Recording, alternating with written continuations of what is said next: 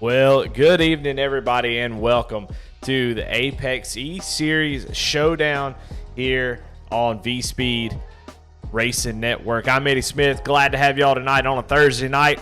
Thursday night means one thing, that's Apex Racing, and we are in the playoffs race number one here tonight.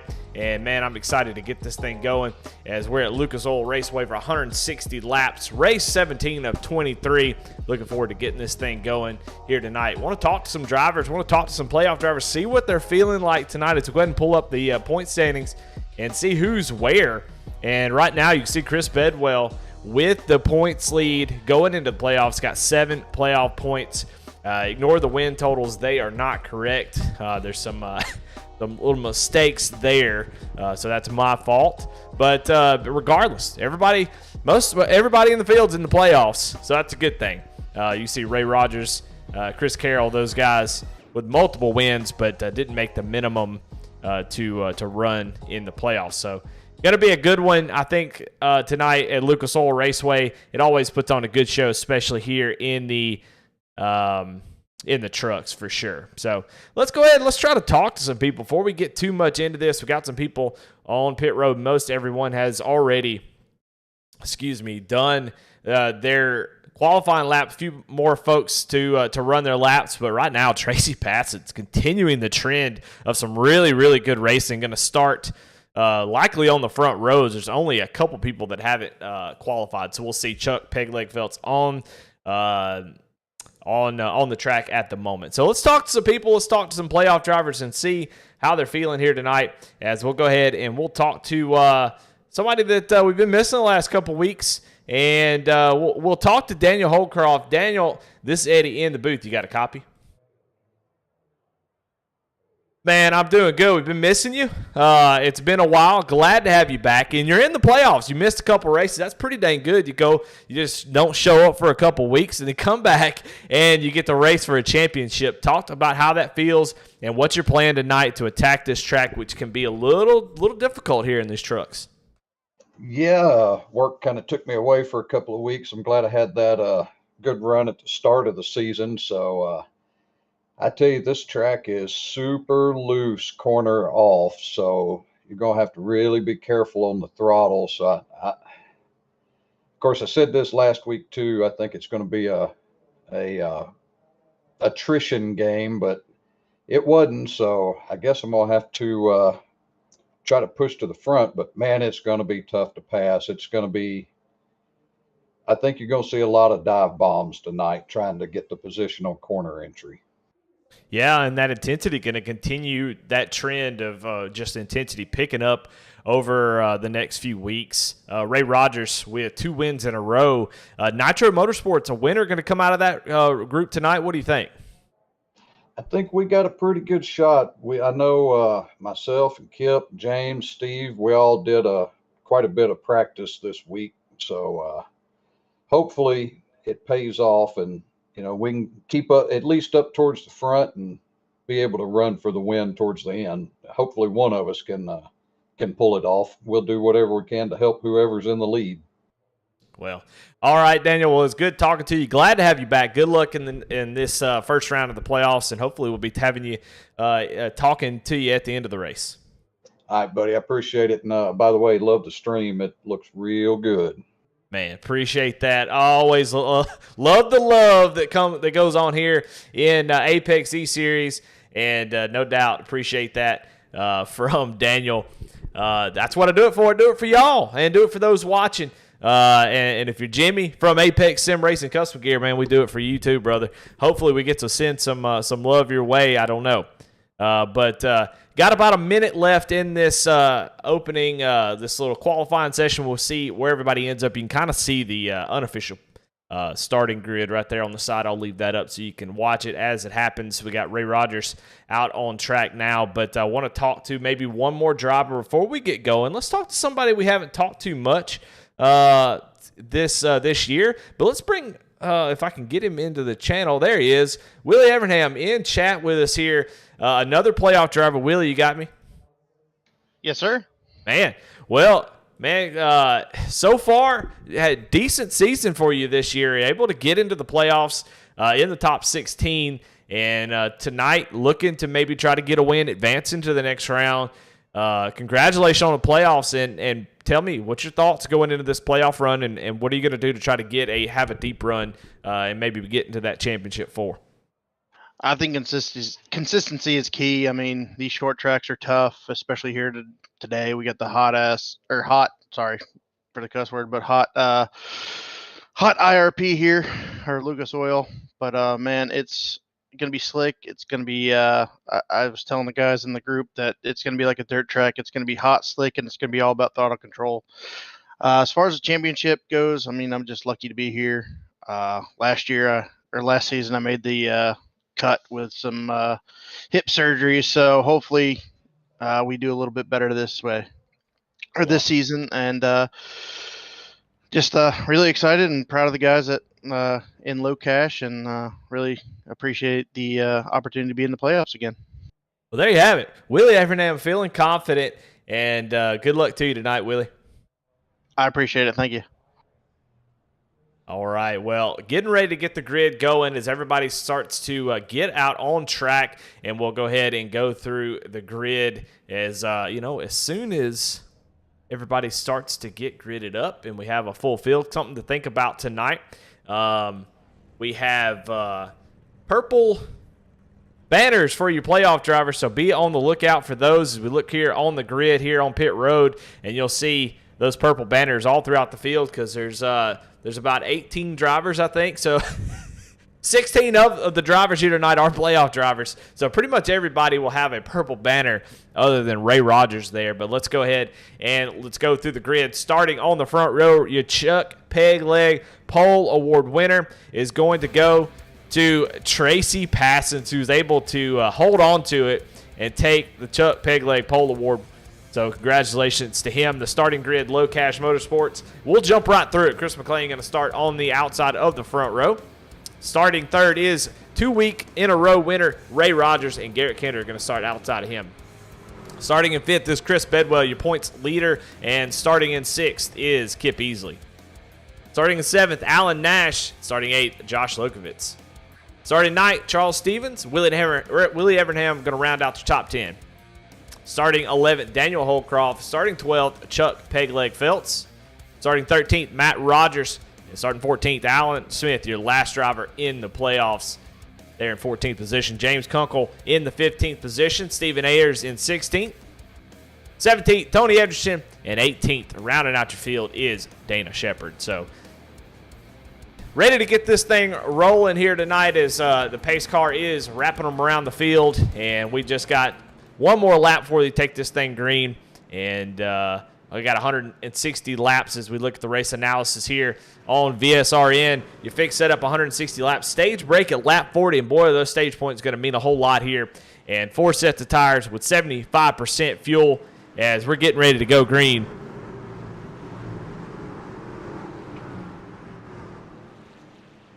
Tracy Pass is going to lead them through turn number 3. Barney's got the green flag in hand, and green flag is out here in Apex at Lucas Oil Raceway. Glad to have y'all here on V-Speed as they go barreling down into turn 1. Chris McLean going to hold tight on the outside as they're almost 3 wide behind them. But Tracy Passon's going to try to make that bottom line work if he can. So it is a side-by-side battle. They might make a little contact there, but not quite able to clear him, and that's going to give Chris McLean the lead. So second place, Chris McLean going to take over the top spot here early. And that is no surprise to anyone to go back. Behind him is Garrett Kinder, Ray Rogers, and Chris Bedwell. Those guys battling it out. It's going to be a battle all race long. As you see right in front of Kip Easley, it is just a mess of drivers trying to make something happen. You know, there's going to be a little bit of patience, you know, from some drivers, but some are going to take. Oh, it's a 95. Chris Bedwell, your points leader, is going to go around on the backstretch, and there's multiple contact as he is sitting there, and I don't know who that is without a paint scheme. I don't know if Trade Paints is having an issue. We'll reload that real quick, but your points leader, Chris Bedwell, is around here on lap 4. And we'll try to get a replay of that. We saw it. I mean, we were right there watching it. We don't really need a replay, but we'll check it out regardless. as, man, just gets loose and goes around. So we'll check it out here on the V-Speed replay. Kinder Farm and Ranch Wreckage Rewind. And you see right in front of Kip Easley, just gets loose on the throttle, goes around, and can't really see who made contact with him, but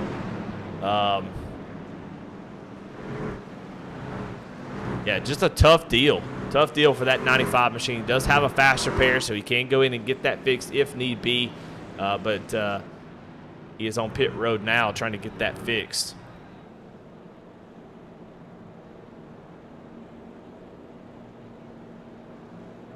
Couple other drivers on pit road. You'll have to forgive me about the paint schemes. I'm not really sure. I had an issue with trading paints earlier, and they should be refreshing now. Never really have an issue with this, but apparently trading paint's not happy with what we got going on. So, well, all right, we're under our first caution. We'll get this thing back rolling. We've got a long way to go. So you can see even if our points leader having an issue, that is pretty telling about how the rest of the field is going to struggle.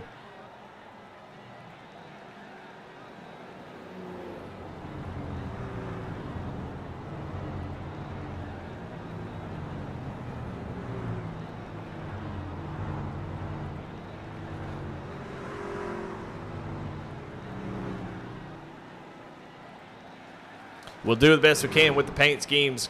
I can't do anything about it other than reload trading paints. And if it decides it doesn't want to do it, there's nothing I can do about that. So if you can't see your favorite driver, it's probably because it's one of those white cars out there. And, hey, it happens.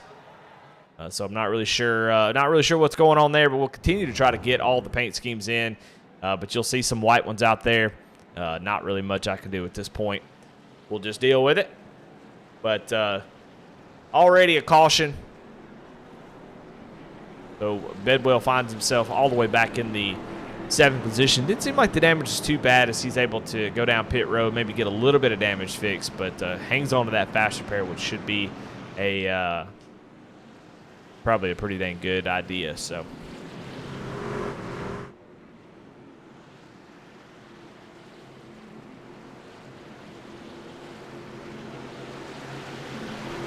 all right, getting ready to go green here. First restart here on lap 7.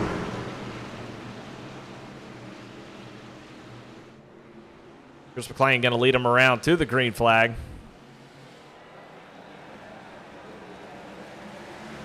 And green flag back out for Chris McLean as he's going to drive down into turn 1. Got a whole host of drivers around him, though, the 13 and the 53, trying to get to his back bumper.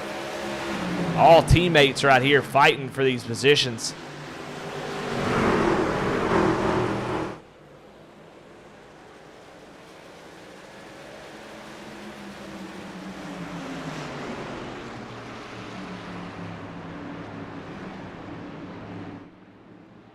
Oh, and we're under a caution again. It's just like maybe Dana Shepard. I mean, good Lord, there's white trucks all over the place.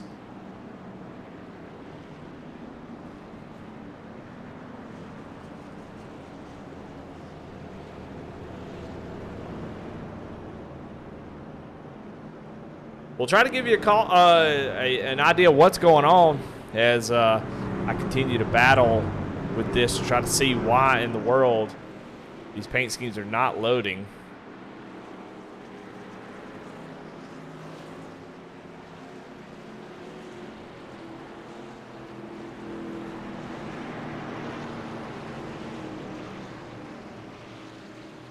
And it looks like the 48 of James Kunkel was the cause of the caution, so we'll try to give you a replay of that. As it's like him and Chuck Phelps may have made a little bit of contact, but let's go check it out here on the replay.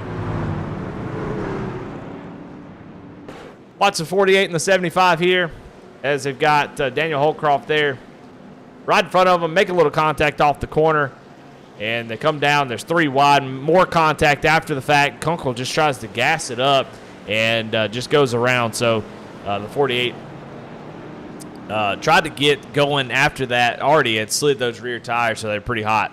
And so that happens.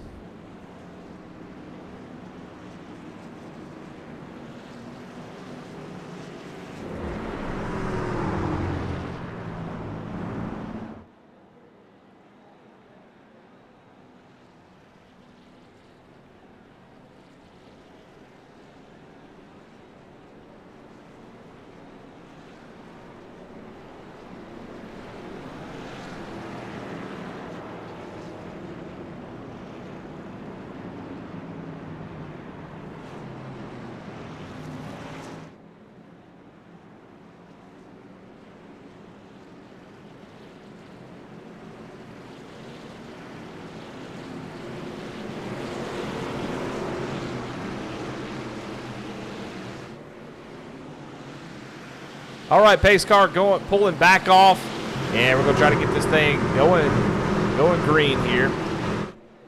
As we got a bunch of white cars all over the place. Green flag is out, though, for Chris McLean, who is in a white truck, but he does have a little bit of decals. And I'll try to do the best I can to call out those drivers. The one in the white truck at the top, that is Ray Rogers. So he was there before, now he's gone. So I'm not really sure what's going on.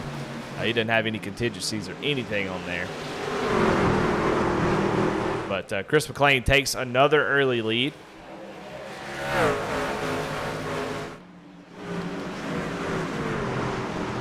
As got a battle here between Kip Easley, Josh Lokovitz. Oh, and Josh Lokovitz is going to go around sideways and caution back out as Josh Lokovitz tries to get this thing wound up there on the bottom, but just loses the rear tires, which seems to be something we're going to see a lot of.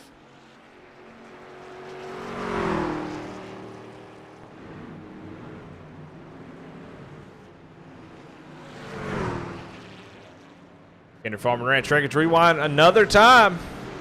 We'll see him try to gas it up here in the middle of the corner, same as the other two drivers.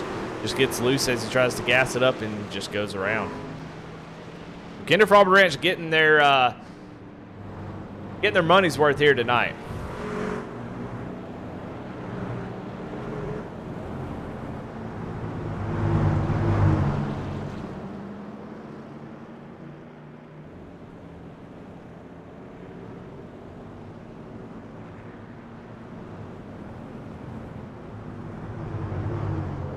But no damage on that 79 machine, so it looks like he should be able to continue without having to need to use a fast repair or anything like that. So good for him as Chris McLean continues to lead. So early, a lot of trouble here in Apex. It's not really, doesn't seem like guys are being really aggressive or anything. Just one of those things where guys are just not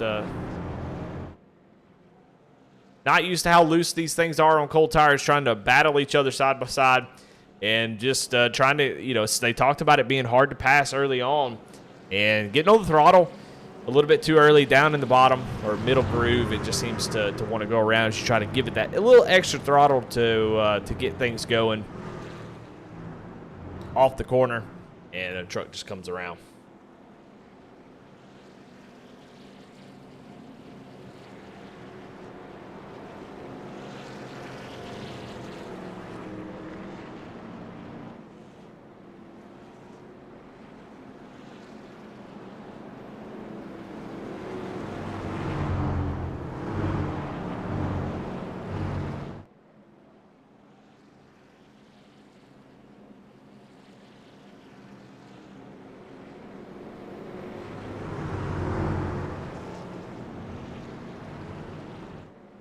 Lights are off on the pace car. You can get ready to go back green.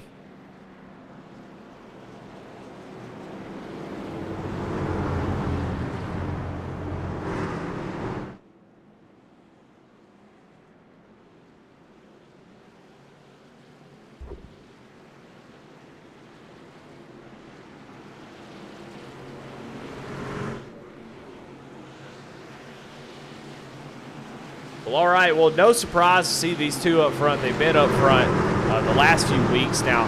The one back and forth position, that solid white truck, as we've seen a couple times now. Ray Rogers has won twice, 2 weeks in a row, and looking to make it 3. So I'm sure these guys want to get up here and battle, keep that track position, and keep that 51 truck behind him.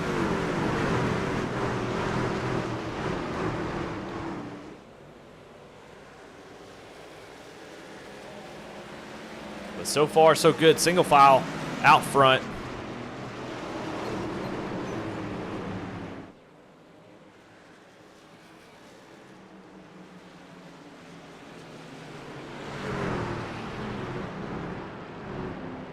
As we got another caution out. Like maybe Willie Evernham had some sort of issue as he goes around.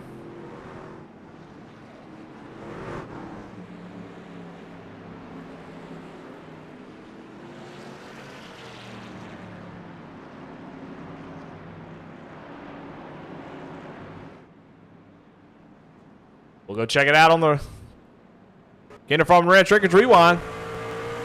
On board with him right now, a little contact right in front of him with Matt Rogers.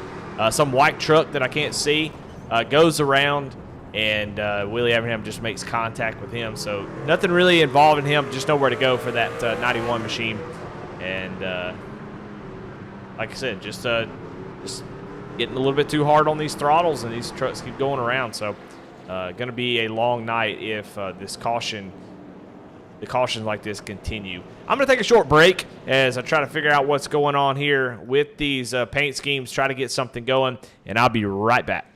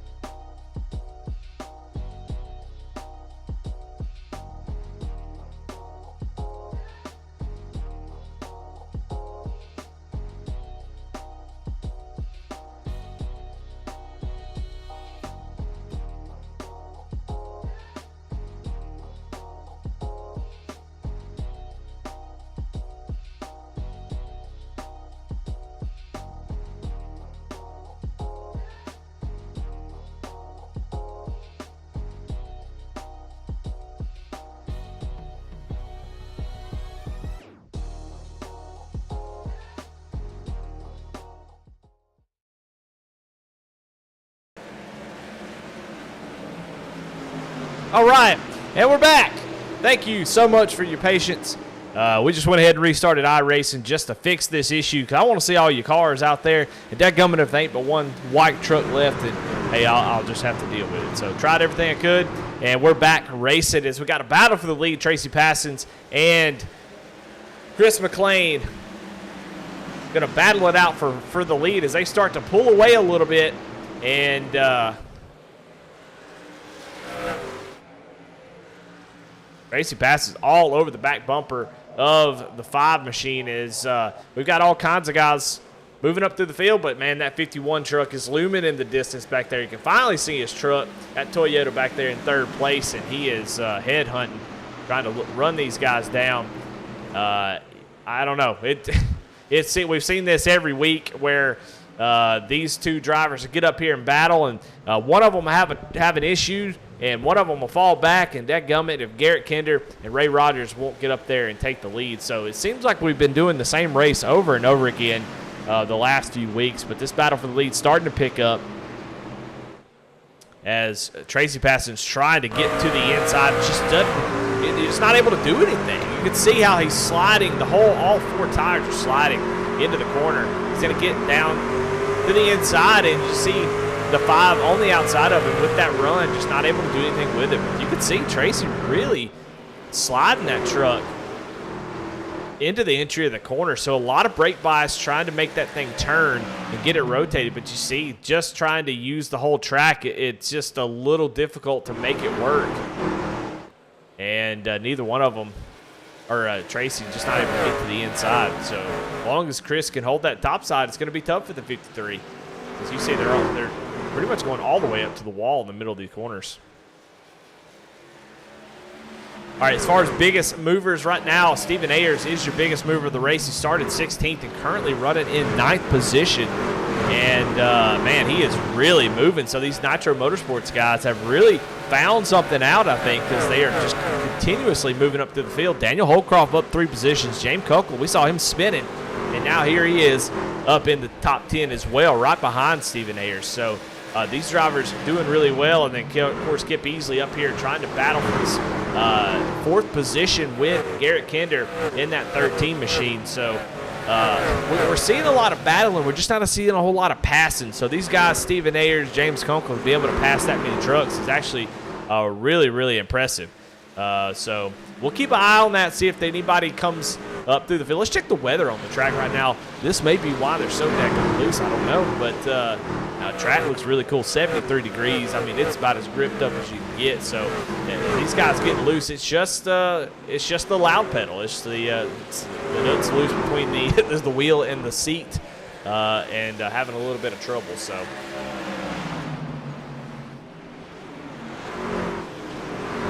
See, Kip Easley give the bumper a little bit there to the 13 machine. As in the back we had Dana Shepard and Willie Evernham get a little sideways, make a little contact. We'll show you that on the picture-in-picture as we watch Kip Easley continue to try to make this happen. But we'll see on the picture-in-picture exactly what happened. You'll see this white truck right here and the white truck right in front of him on the replay. And you're going to see a little bit of contact made right here. Willie Evernham going to come down and kind of slide in front of the front end of Dana Shepard.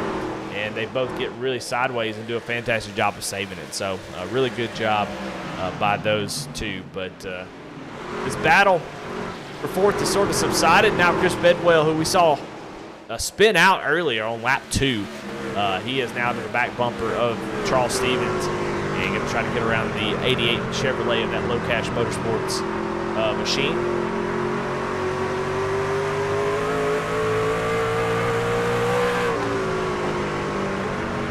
See, right to the outside, trying to make a run down the straightaway, but what can you do with it? You've just seen the ability to drive down into the corner, on the bottom, or even in the middle lane. Just the grip's not there. You can get an entry. We saw Tracy drive down in there with that brake bias. If somebody gets in the wall a little bit up there, I don't know if that was Garrett Kinder. But you see Bedwell able to maybe get a nice entry, maybe get to the inside, but you really need to use the whole track to come off the corner. And you just see the 88 with the run, he's able to get off of the turn there, and it just makes it so difficult to pass. So I'm interested to see, if somebody like Ray Rogers can actually get up there and make a pass. It's going to be interesting for sure, as he's just taking his time watching these guys battle. We still got a battle for the lead. Tracy, we talked to him the last couple weeks. He's been in the podium position, and he's trying the best he can, but how much is he going to tear those tires up by constantly pushing, trying to get around that 5 machine? The more and more you try and the more you fail, the more that you put yourself at risk of those rear tires just giving out. So, long way to go here as we are coming to the stage break.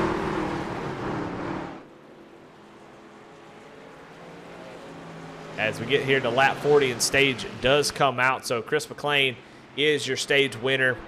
And I promise, hopefully, all issues are taken care of from here on out. And I'll be in it to win it, and I'll be in it 100% to give y'all and tell y'all all what's going on and show y'all everything. So apologize for the early mishaps. I'm not really sure what's going on there, but we're going to be back and give y'all what you deserve, so I do apologize for all that. But pit road going to get wild here as all of them coming down pit road, no doubt about it. Your stage point winners, Chris McLean, of course, your winner, Tracy Passons, Ray Rogers, Garrett Kinder, and Kip Easley. Ray Rogers not in the playoffs, so the other 4 be happy to have those playoff points as pit road going to be wide open. I can't imagine anybody going to stay out. Now, we talked about the race analysis here early. 4 sets of tires, so pitting on lap 40, that gives you enough for just 1 extra set. So we want to be careful. Don't want to use them too early as we watch the race off pit road. Chris McLean going to easily win that race. Garrett Kinder as well, but the 51 What's going on with Ray Rogers? Ray Rogers continuing to sit on pit road, that 51 truck right in the middle of your screen. He is in trouble. As he continues, did he have a speeding penalty? That's about the only thing I can think of, as he leaves after 33 seconds. So not quite a penalty, but you know what? The beautiful thing about this broadcasting like this is, hey, I can bring him in here and talk to him. So let's bring Ray Rogers up into the booth and see what's going on. Ray, this evening booth, you got a copy? Yes, sir. Well, buddy, you're trying to get 3 in a row tonight here at Lucas Oil, and saw you had a little bit longer of a pit stop there. What happened? I had a little bit of damage from earlier, so I decided to go ahead and get it fixed. Well, tell me what's tough out there. What are you seeing that the guys are struggling with? What are you struggling with? What caused you to get into the wall there? I think it was on the very initial start. I think I kind of got up into Kip a little bit there, and wasn't anticipating him to drive it in so deep. But it's just getting off the corners. It's just loose, so it's just a struggle throughout the whole corner. You can't give it a lot of gas, or you'll just go right on around. Well, now you're sitting back in the 16th position. That bid for 3 in a row, it's going to take some work. Do you have it in you think, to get up there and get the third win? Oh, yeah, I know I got it in me. It's just got to be a little patient here. All right, well, there you have it. Ray Rogers, the field lets out just an exasperated sigh. Ray Rogers, all the confidence in the world, as he stays in, goes down pit road, stays in a little bit longer, gets some of that damage fixed, and he'll be headed back towards the front pretty soon. But Chris McLean, your Stage 1 winner, we'll get him up here and talk to him real quick. Chris McLean, Stage 1 winner, congratulations. How's that 5 truck feeling out there? It feels pretty good. It's about a 40-degree temperature difference on track from practicing Q to race. So still trying to get her figured out and keep it out front. Tracy's giving me a heck of a battle. Yeah, now as we get through the stage real quick, don't want to hold you too long, but now that the stage is happened, should be a little bit less aggressive. What's your feelings going into this next run? Yeah, I think we'll be all right. Tires was fairly good, so we'll be all right. But we're going to go green here. Well, there you have it. Chris McLean feeling pretty good as pace car pulls off, going to go green. Tracy Passes is going to look to try to get that track position. How hard is he willing to fight? Tracy looks really fast.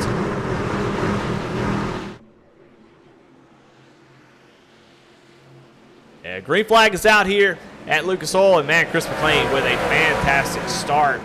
Tracy did not get a good run at all, but the battle is all the way back here.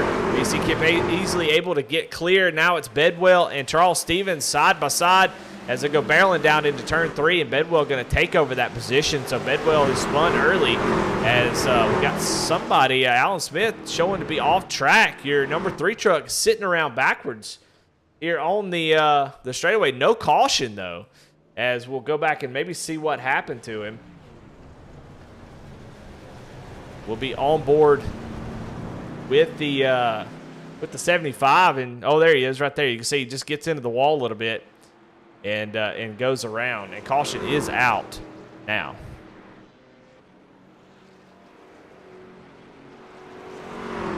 So Alan Smith goes around, brings out I don't know how many cautions we've had at this point. I think it's 4. I think it's 3 with the stage break. So Alan Smith's going to get caught back up.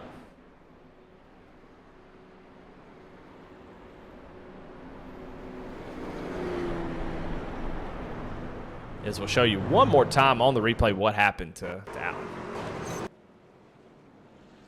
You'll see he's going to go down in the corner and just get a little bit loose and just pop that wall, then come off the corner. And just a little bit of contact there between the 27 and the 75, and I think that hooks the 3, and he goes down to the inside wall. So, luckily nobody's getting a whole ton of damage, so that's good. So it goes down there and kind of kisses the wall a little bit.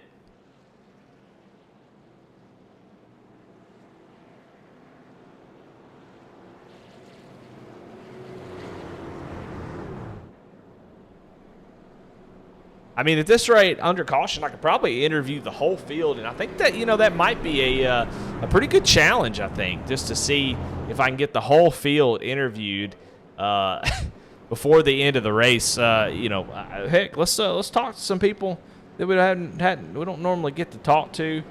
Let's talk to our points leader, Chris Bedwell, as we pull him up in here into the booth. Chris, this is Eddie in the booth. You got a copy?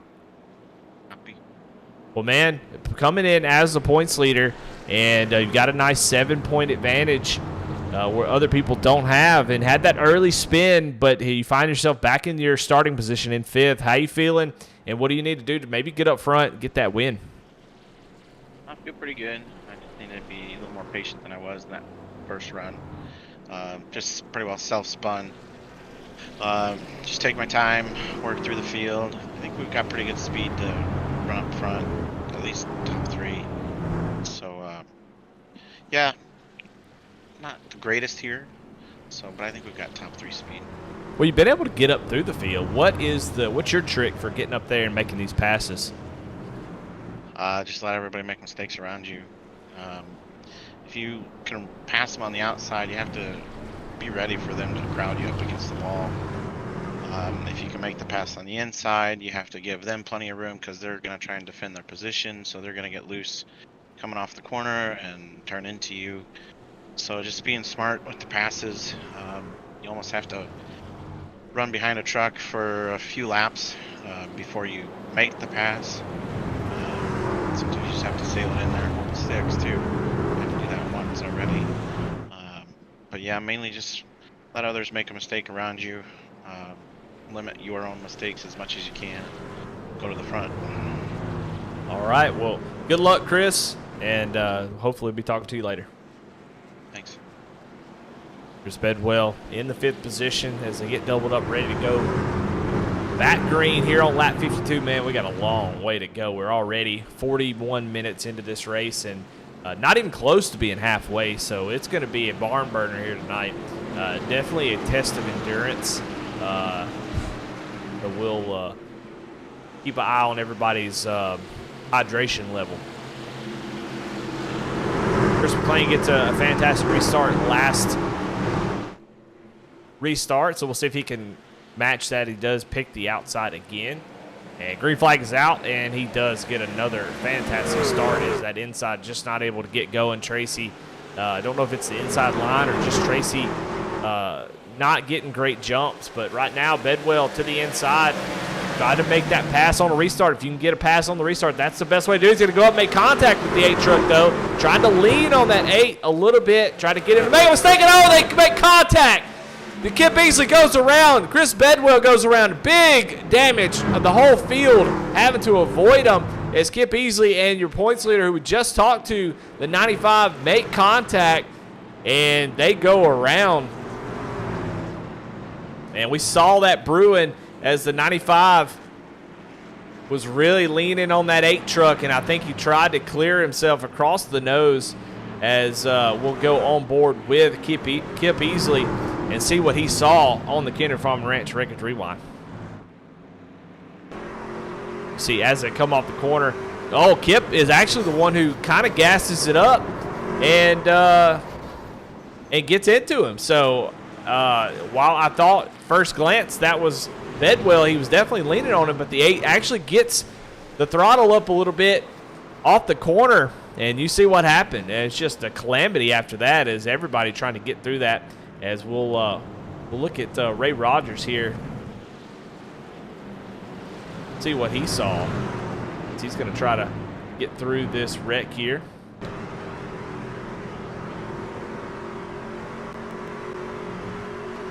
You see the wreck happening right in front of him, just smoke, and everybody just kind of goes flying everywhere as Chris Bedwell just a pinball through the field, but a great job by Ray Rogers to get that thing done. Well, all right, Bedwell, your points leader is going to have to use his fast repairs. I imagine a couple of fast repairs. Josh Lokovitz has used his. Everybody else electing to save theirs. So a lot of damage out there in the field, but yet another caution on lap 56. These tracks, it's not really surprising when you get a track like this. It's so hard to pass.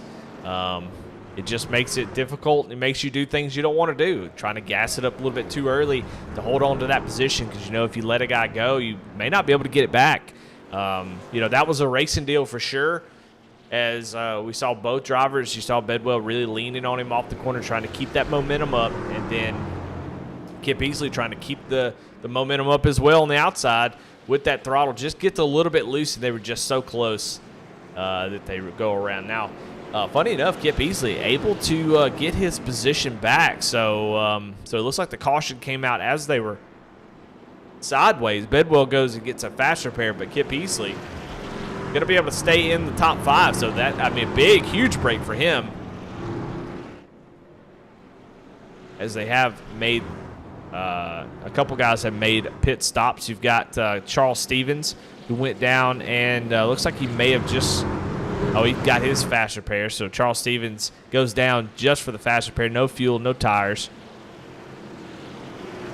I don't see any other fast repairs out of that deal. So can't imagine anybody going down pit road for tires at this point. We only got a few laps. Haven't really run that many green flag laps. So I would imagine still everybody on their second set. Getting ready to go green so far. Chris McLean has had no issues on these restarts. I expect that to be the same here, as that bottom line just does not seem to have the grip that you need to get going.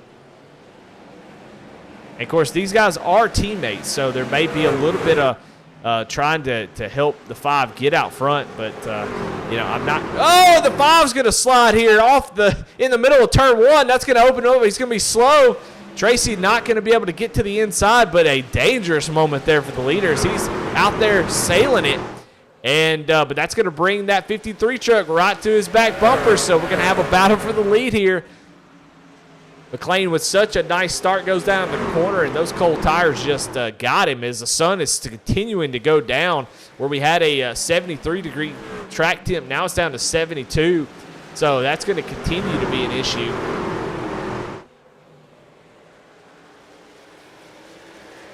But everybody holds pretty much steady. Kip Easley able to get around Garrett Kinder along with James Kunkel.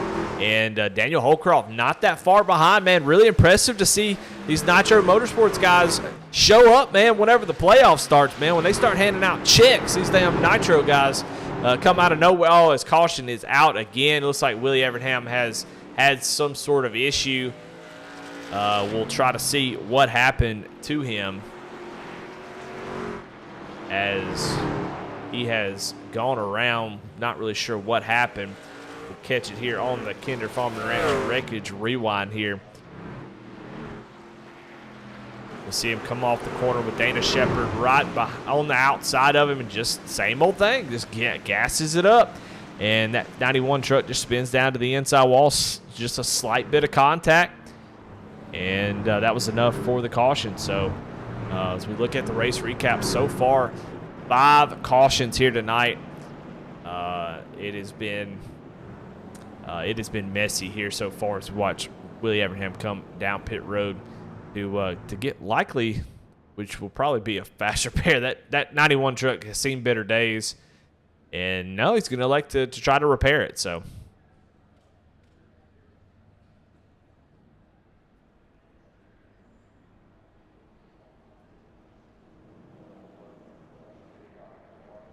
Well, let's talk about your point standings a little bit. There's really not much to talk about as we are in the first round of the playoffs. But Bedwell, we've already seen him have a lot of trouble here tonight. McLean is your current leader.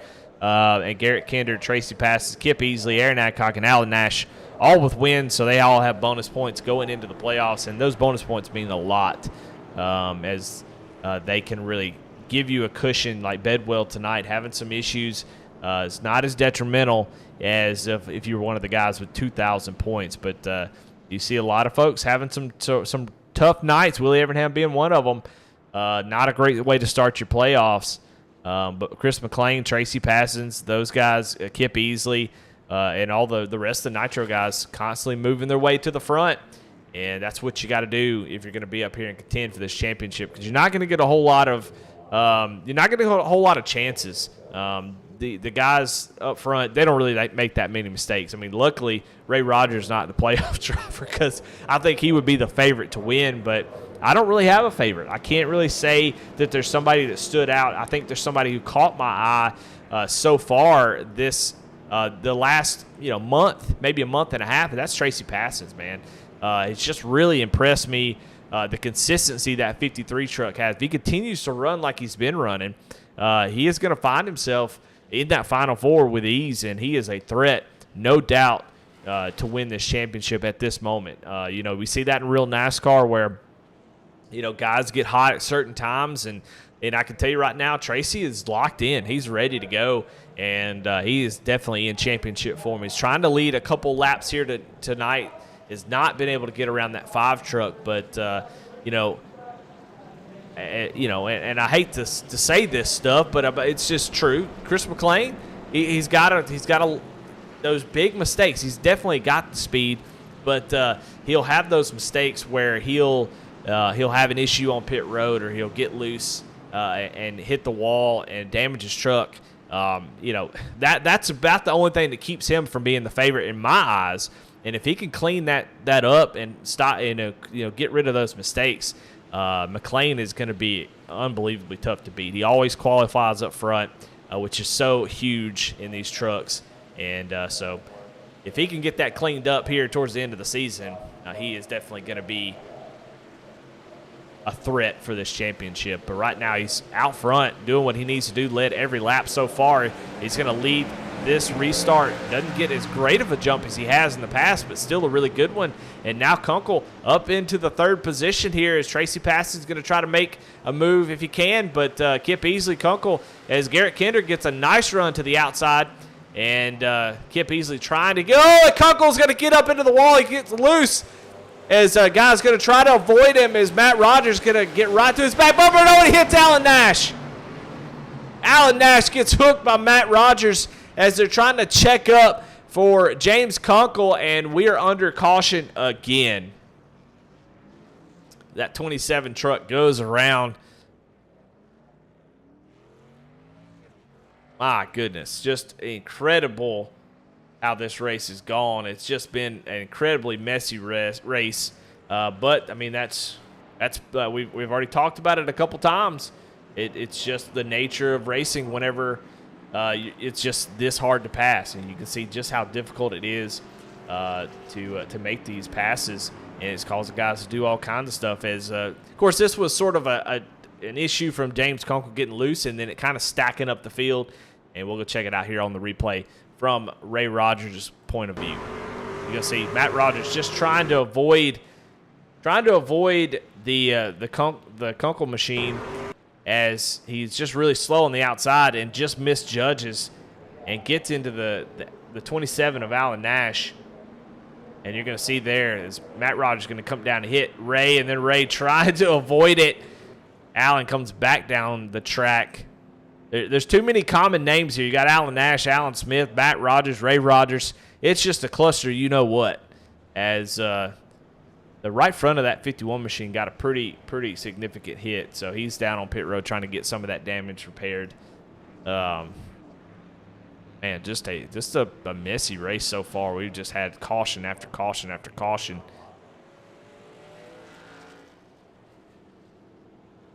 Of course, fast repairs are a good thing, but they can also be a detriment sometimes. Fast repairs basically give everybody a free pass to have an incident. When that happens, we get these scenarios where if they had no fast repairs, some of this damage would be terminal, and they wouldn't be able to continue on. But this is just for fun, man. We're just hanging out, having a good time here in Apex, racing with your buddies, and that fast repair sure is nice. You go in there, somebody cleans you out, or you make a mistake, get into the wall, and you can keep on racing. You don't feel like you wasted your night. So while it has some cons, it definitely has some pros.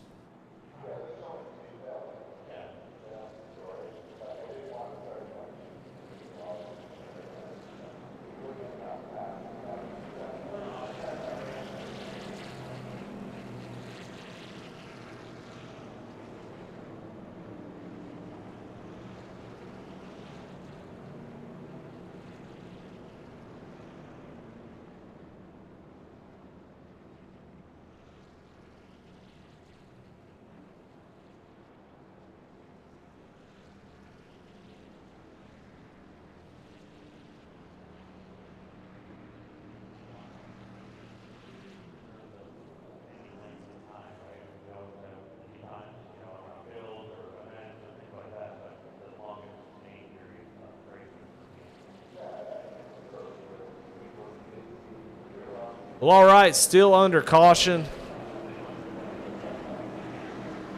Getting doubled up, getting the 1 to green as we are almost halfway.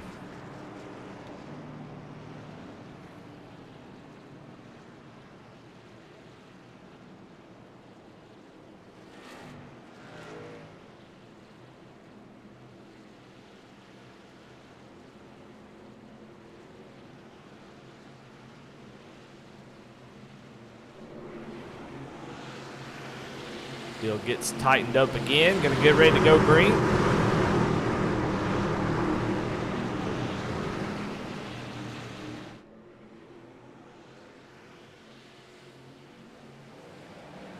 Green flag back out. Back to racing. Chris McLean gets another great jump as we still this battle back here between the back half of the top 10 after these caution flags is really wild. These guys are really fighting hard to try to get those positions as quickly as possible, and we see a little shakeup after that incident, and it's allowed Garrett Kinder to get back to that 3rd position as we got this battle between Bedwell, Charles Stevens, James Kunkel, and Daniel Holcroft as Chris Bedwell trying to get back to the front. Making some wild moves of making it work as Matt Rogers looks like he is going around. No caution as, my goodness, Kunkel drives right over his teammate. The 48 right into the back of the 2 of Daniel Holcroft, and they get into the wall, make a little bit of contact, but my goodness, these guys have been moving forward, starting to fall back a little bit. Oh, and caution is out now. Looks like Matt Rogers.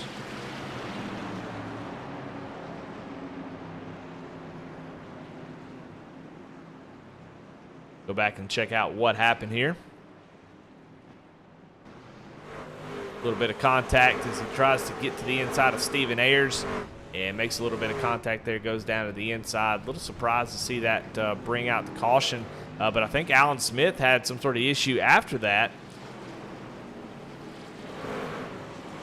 I'm looking to see if something, yeah, the number 3 truck goes around. You see he's got big damage on the right front of that truck, and so Matt Rogers goes around, and then Alan Smith goes around right after. So that's what actually brought out the caution flag.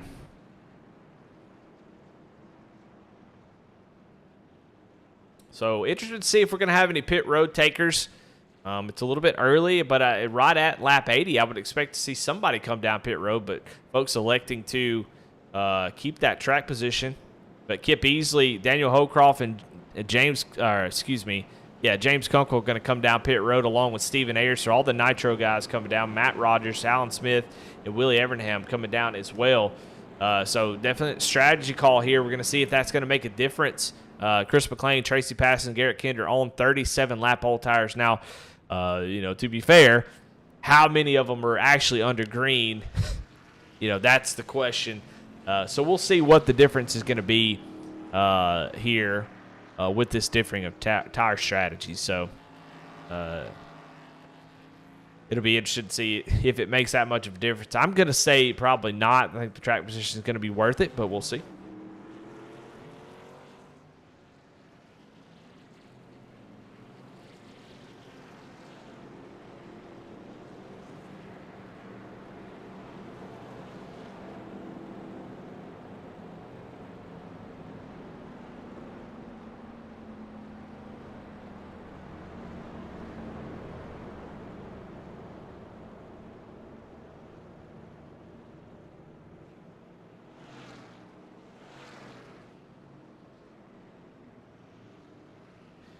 Well, as we cross over the hour mark, we are halfway here at Lucas Oil Raceway.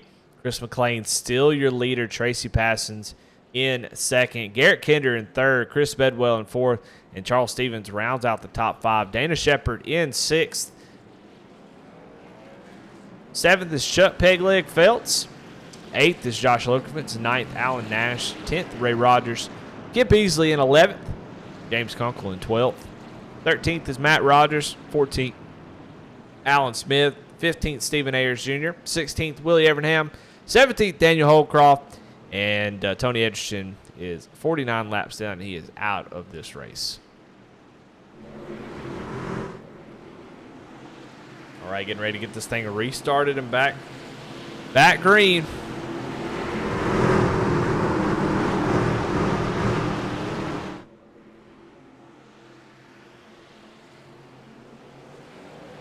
Green flag back out for Chris McLean. Going to get another great restart. I see the 13 stick his nose out every single restart as he is right behind Tracy, just not able to get that thing rolling. And Bedwell with a nice run on the outside, going to look maybe to try to get around that 53 truck. So Bedwell looking, I'll be honest with you, Bedwell has been about the only person I've seen to be able to consistently make passes. He's just being aggressive enough to make it work. We'll see as he gets up here to the top spot if he's able to do that. Now he is on fresher tires. I don't know if he's on fresher tires. It looks like he just maybe took a fast repair. That's it. It did hit 27 laps ago, but Joe caution is out again. Looks like James Kunkel has gone around. Broadcaster Curse was doing so good, and then had yet another issue. Let's see if we can go back and catch what happened to him.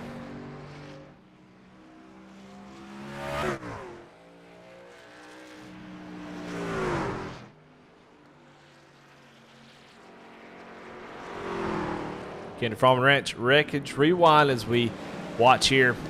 That Valvoline 48 truck, Kip Easley there on the inside. And, it just gets loose again. That right rear loses traction, goes around.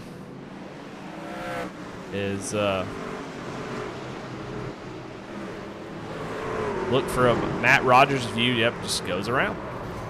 And that's why we're under caution. Another one. All right. Well, we got some. Oh my goodness, Willie Evernham in the wall over there. But we got some developments here as Chris McLean leads them down into pit road. So the top few drivers come down pit road. Interesting call here. Must have looked and saw that maybe they couldn't make it on fuel or something of that sort.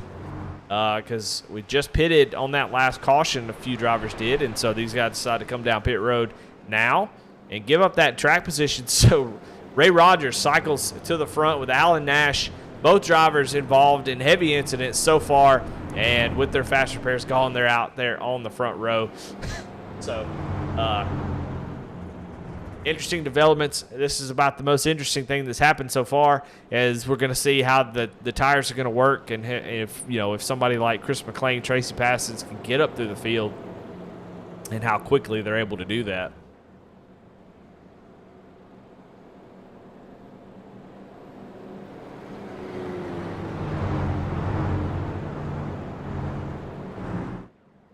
Well, Ray Rogers has just been impressive. There's no doubt in my mind that he can go out there and win every race.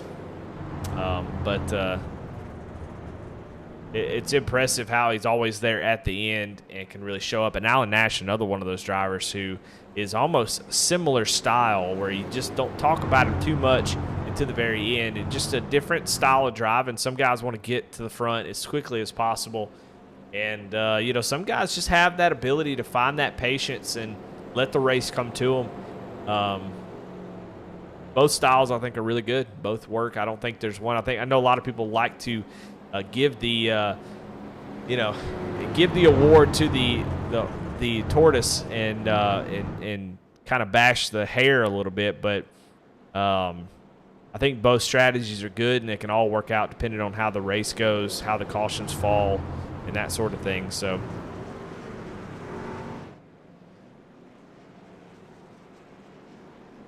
but some people just have that patience to be able to just wait. Even as you get down closer to the end, starting to see those laps click off a little bit quicker, they can still have the patience and be there when it counts. And the two up front are definitely those two drivers. Ray Rogers is going to pick the outside here on this restart. We still have 70. It'll be 71 laps to go as we go green here. Still a long way to go. Matt Rogers there on the outside of the second row. Then made his way up towards the front. Barney got the green flag in hand. He's going to wave that thing as Ray Rogers is going to pick up the throttle to get through the gears. And now the battle is for second place. Matt Rogers is going to try to hold off the 27. Not able to do it. Now he's got the 8 to the inside. They come off of the turn single file.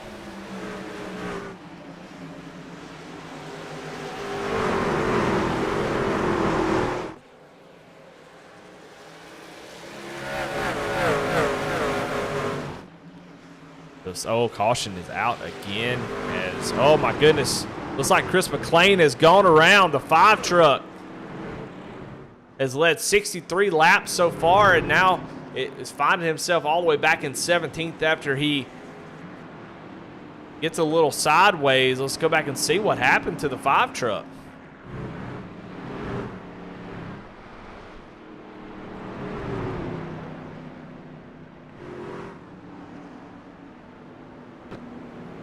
Five truck on the inside of Tracy as they coming off the corner. But just a little contact with his teammate, Tracy. They make contact and the 5 truck goes around.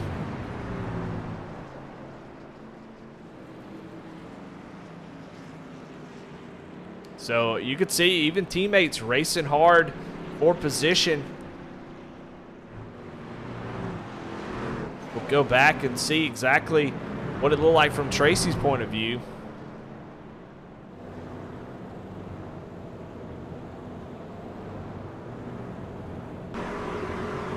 You hear as they come off the corner. Yeah, just kind of met in the middle there as Tracy is trying to gas it up, get the run down the straightaway, and Chris McLean comes up a little bit. Yeah, it's tough to see 2 teammates have that sort of issue like that. Ray Rogers holds on to the lead. Somebody in chat talked about how the caution counter is definitely incorrect. So I don't know if this is correct or not. I think we got to be more than this, honestly. But I'm showing 9 cautions here tonight.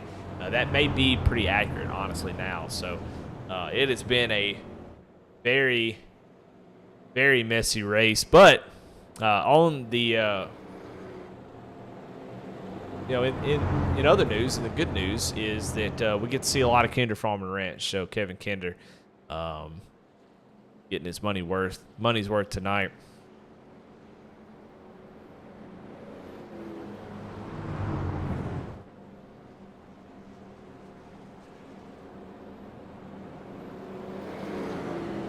So far, your biggest mover is Stephen Ayers Jr. there in the 4th position. But gosh, we've seen him up at the front. We've seen him at the back. I think everybody has spent a little bit of time everywhere.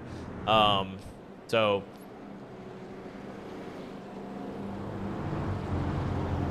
I mean, I've seen Ray Rogers at the back. I've seen Matt Rogers at the back. Now they're at the front. I've seen Chris McLean at the front. Now he's at the back. Daniel Holcroft's been up in the top 3. Now he's in the back 3. I've seen Chuck up in the 5th. Now he's back in the 15th. Alan Smith's been spinning around a couple times. He's in 5th. So I don't know what's going on out here. Somebody tell me in chat, what the heck is this? What's going on in this race? First, I missed a lot because the paint, everybody's car was white. So I don't know if it's a full moon or what, but this has been a wild race. And, I don't know if anybody wants to win or not. We're going to find out. As we should get the 1 to go here. And we do. So Matt Rogers lead us down to another restart.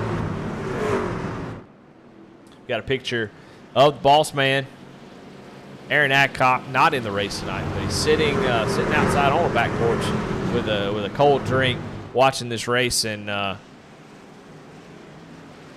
got to think he's probably pretty happy with his decision at this point. You know, people say they like to watch a car accident. There's just something about that people will do. It's just like a weird human nature thing, and you definitely would rather watch one than be in one, and kind of what this is like. Ray Rogers going to get a great restart And Matt's going to get a good one as well. And Matt Rogers right there on the back bumper. Trying to go for the lead here is Alan Smith side by side as we got a cluster. You know what back here as Stephen Ayers, Alan Smith side by side for the 4th position. And now Alan going to lose that spot. Willie Everingham going to go around to the outside. And oh, we got somebody loose. Dana Shepard going sideways on the back stretches. Alan Nash is down pit road. No caution, though, as we stay green. He's able to get that thing back going. But, man, look at this battle back here. Here comes Chris Bedwell up through the field on the freshest tires in the field. Came down with the Poman Motorsports guys. So Bedwell working his way into the 6th position, looking to make the move inside the top 5. And all of a sudden, your points leader, who's been around a couple times, is now looking like he's got a good shot at this thing. Oh, caution is out again. As, oh, my goodness, McLean backwards again.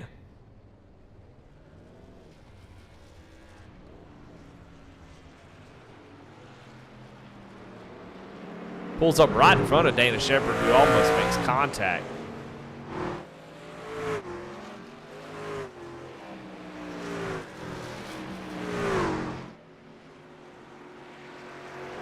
We'll see what happened to Chris McLean here, and we'll watch it from Daniel Holcroft's point of view here on the Kinder Farm and Ranch Records Rewind. See what happened. It looks like we may have some more contact between teammates. Battling with Chuck Pegler-Feltz on the outside. They make a little contact, and man, not really sure what happened there, but Chuck comes down the track and right hooks the 5 machine right into the wall.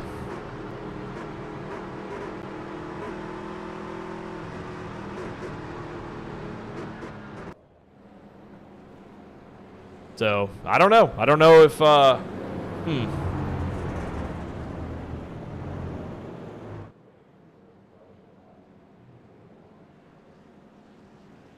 don't know if it's because Boss Man's out of the office today that these guys are driving wild like this. But Po-Man, a couple contacts now between drivers. Willie Everingham comes back down pit road. He's been on pit road quite a few times here tonight, just trying to get some damage fixed.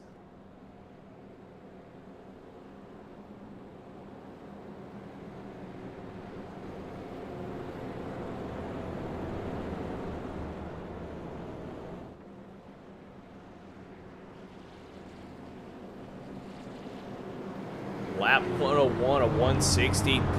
We are at the 1 hour and 15-minute mark. And that just tells you what kind of race it's been. You know, but what's cool about it is that we don't know who's going to win this race. So we just talked about it on that last caution that I've seen the guys at the back. I've seen them at the front. I've seen the guys at the front be at the back. So I don't really know where the winner is at the moment.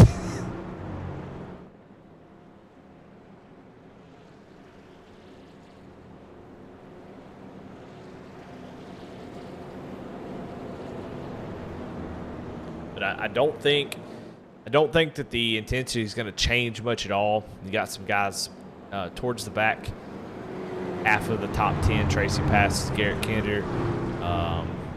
Those guys have been up front all race long, so we know they've got the speed to be up there.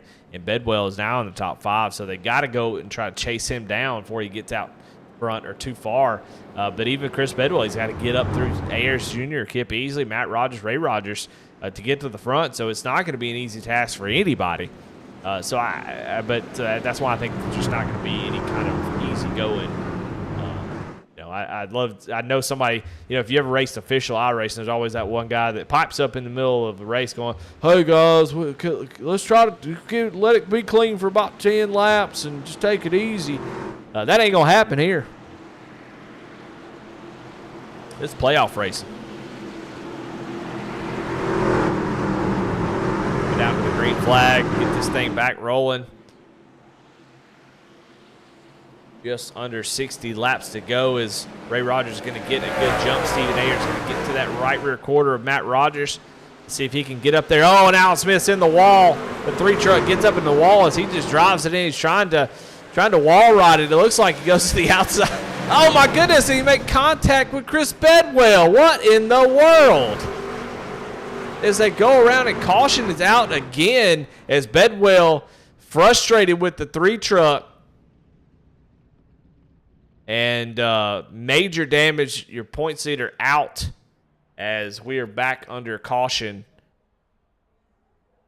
as we go try to figure out what in the world happened there.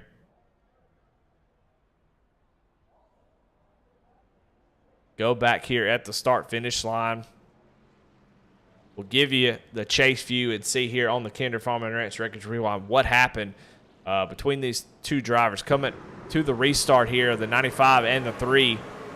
As they get up through the gears, you're going to see a little bit of contact there for the 95. The 3 goes in there, tries to get a little bit more contact, gets into the wall. He gasses it up off the corner, gets a huge run, gets into the wall a little bit, and comes back down. And I'm not really sure. The 3 had a nice run, was going to maybe clear him, but comes down maybe to try to make a little contact with the 95, show his displeasure, and unfortunately just takes himself out. So we go back, watch that again on the restart. Like I said, a little bit of contact there, and one more shot there. The 3 gets into the wall, gasses it up, and really gets a nice run, and has them pretty much cleared, and just comes down, makes more contact with the 95. So, yeah, I mean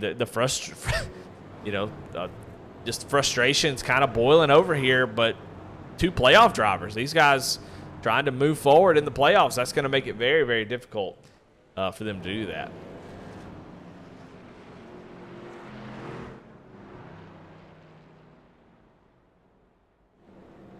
Well, let's bring up the race recap. We're going to we got one lead change, but 11 cautions. So, that stat alone could tell you a lot about a race. And the lead change is only because of some pit strategy that has now gone awry as Chris McLean, who'd led majority of the laps here early, now finds himself back in 14th position. You see, he led 63 laps early in this race. Now,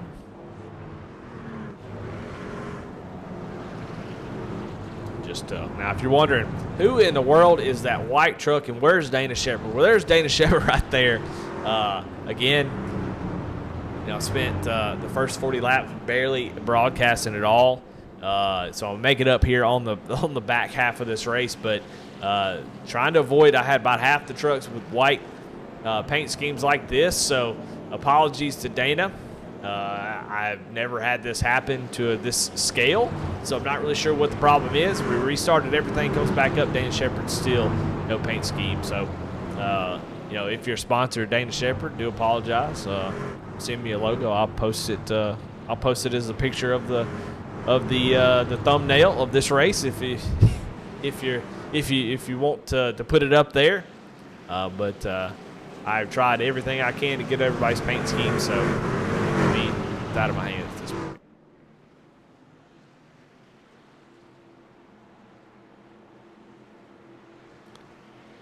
All right, gonna go back green. Well, this is playoff number 1. I can't imagine what the final few are gonna be like as Ray Rogers tries to get 3 in a row here. They'll lead us down to the green flag.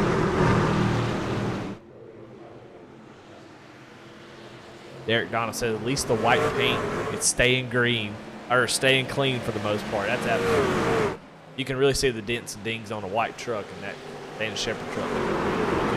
All right, green flag is out, though. Kip Easley gets the run on Matt Rogers on the outside as, Stephen Ayers falling through the field.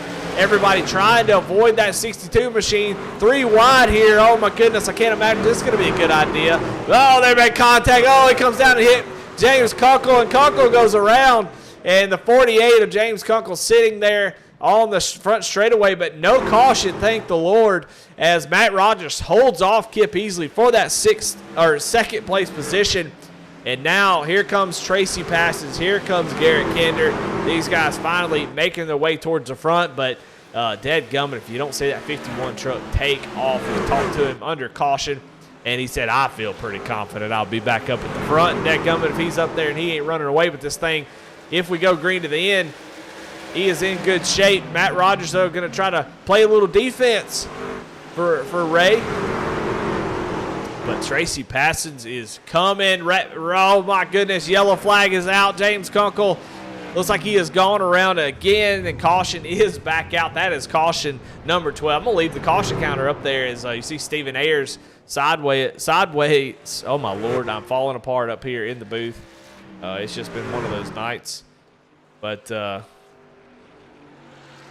trying to go back and see maybe if we can find out what happened to James Kunkel. Stephen Ayers was also, I think Stephen Ayers may have been why the caution came out, because I don't see Kunkel involved in anything at all. So we'll go back here and we'll watch on the Kindred Farm and Ranch Records Rewind. I clicked the outro. I think that's just wishful thinking. All right, make a little contact with the 5. Here comes Willie Evernham to the back bumper and just gives him a shove down in the corner. And the 62 truck just goes around. So not sure if there's anything extra there from the pass, but that's why we're under caution here for the 12th time.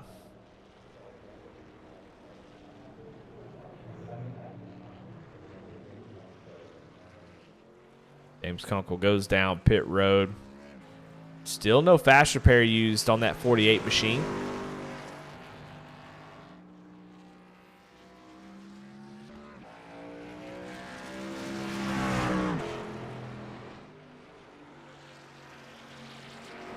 I'll tell you what, let's talk to somebody that really hasn't been involved in anything tonight.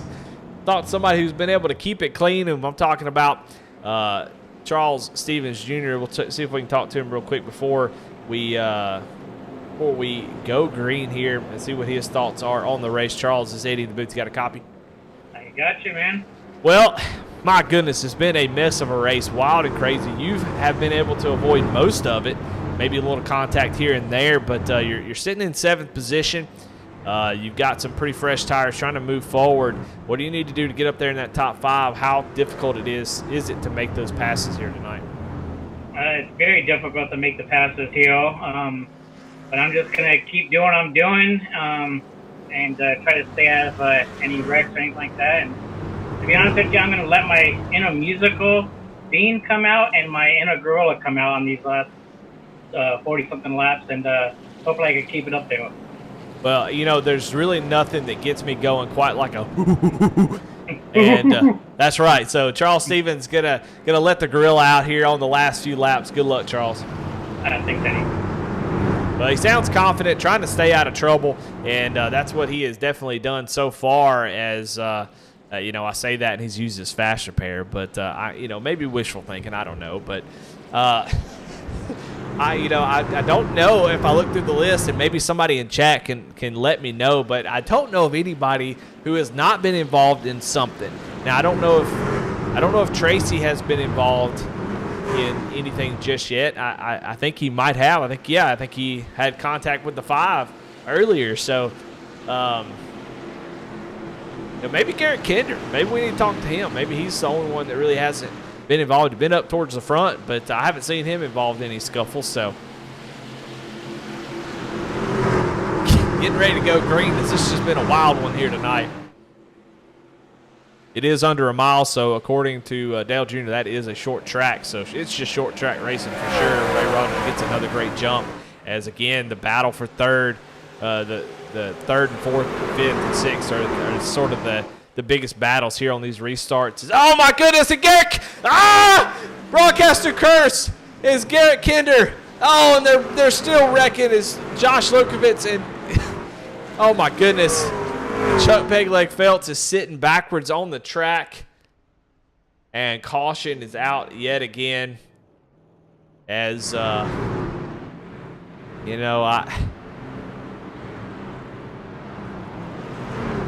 Look, I don't think broadcaster curses are a thing, but if there is a broadcaster curse, I definitely just did it. So I think the last driver to not have an issue was Garrett Kinder. And we'll go and check it here on the Kinder Farm and Ranch Rankings Rewind. He's on the inside of Josh Lokovitz. Got a driver in front of him. Yeah, just kind of comes up the track. Josh Lokovitz was there in the 13. Going to get kind of stuck against the wall. And I don't know what happened to Chuck Feltz there as he goes just flying there. Let's see what happened. Maybe he's got his teammate behind him and that contact happens. And yeah, it looks like the 5 truck just trying to avoid all the checkups and stuff just gets a little bit loose and comes down and just sends the 75 into the wall. So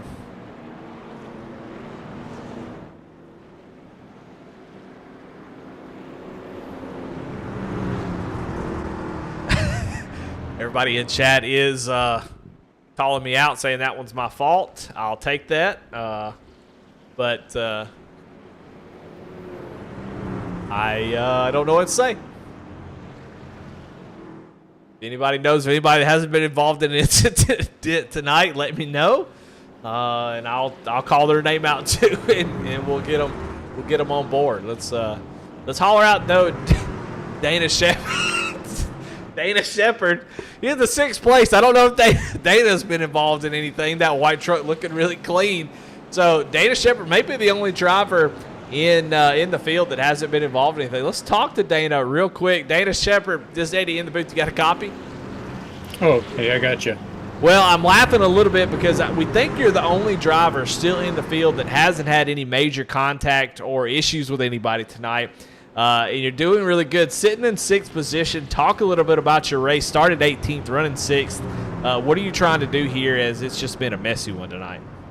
It's just I'm trying to be patient, trying to think like a short tracker and letting guys just overdrive the trucks, you know. You got to be patient here, and the outside line is the place to be on the long runs. So got to be patient. Well, what's your plan here? You've got about 48 laps to go. What are you going to try to do to get up here? Maybe even get this win tonight.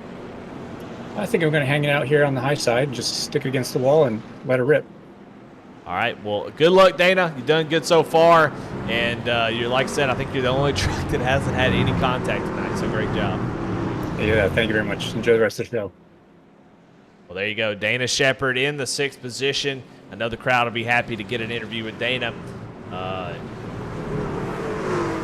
See if he can hold off some hard-charging drivers behind them. Chris McLean, Daniel Holcroft, Tracy Parsons, those drivers trying to get back towards the front. Getting ready to go green here. Lights are off on the pace car. Ray Rogers has had sort of an amazing last half of the race because it's all been under yellow. He hasn't really had to try all that much, but when it does go green, he's been able to get away. So I'm looking to see if anybody's got anything to charge up to the front and make an attempt to get around that 51 machine. I think that 53 there, second on the bottom, may have what it takes. So we'll see as they get ready to go green here on lap 123 of 160 here in Apex.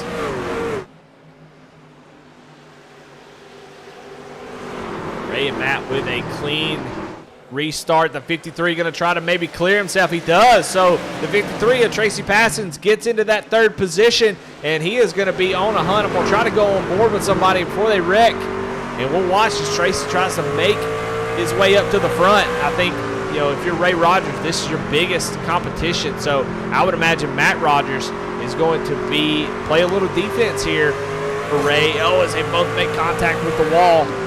Tracy now with about 15 lap fresher tires than your leader.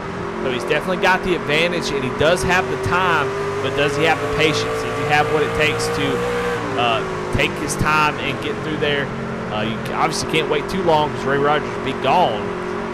But does he have the patience to try to get around Matt and not try to rush it and put himself in a bad position? But right now he's looking to the inside, trying to get a run. He's all over the back bumper of this 96 machine. And the 96 goes around, just spins out. Matt Rogers goes around in 2nd place. Tracy Parsons right on the back bumper, but no contact was made. And Matt Rogers goes around. It looks like there was some contact between Willie Evernham and Daniel Holcroft, too. Maybe just a little bit of contact trying to woe up for that wreck. But, yeah.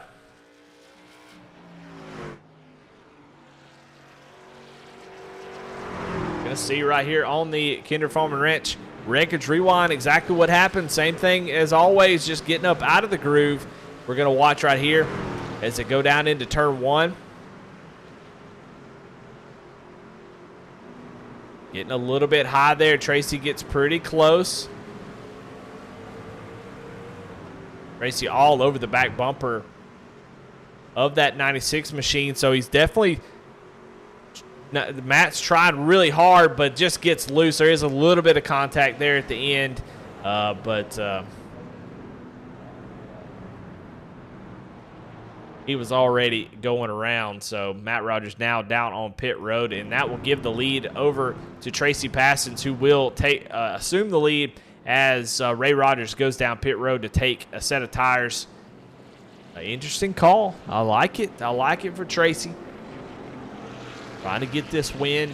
Knows that he's got a lot of fellas behind him who are not coming down pit road to get tires. I would imagine at this point you gotta vote for track position over tires. We haven't seen tires just be a huge advantage. But Ray Rogers is going to find out, because he's going to be in 13th position with 4 brand new set of tires. How far can he make it? Can he get all the way to the front? You know, with as many cautions as we had, 30 laps could last another 4.5 hours. So if you pick off a driver every caution, it's likely you're going to make it to the front. So I definitely would not count out Ray Rogers here at the end of this thing.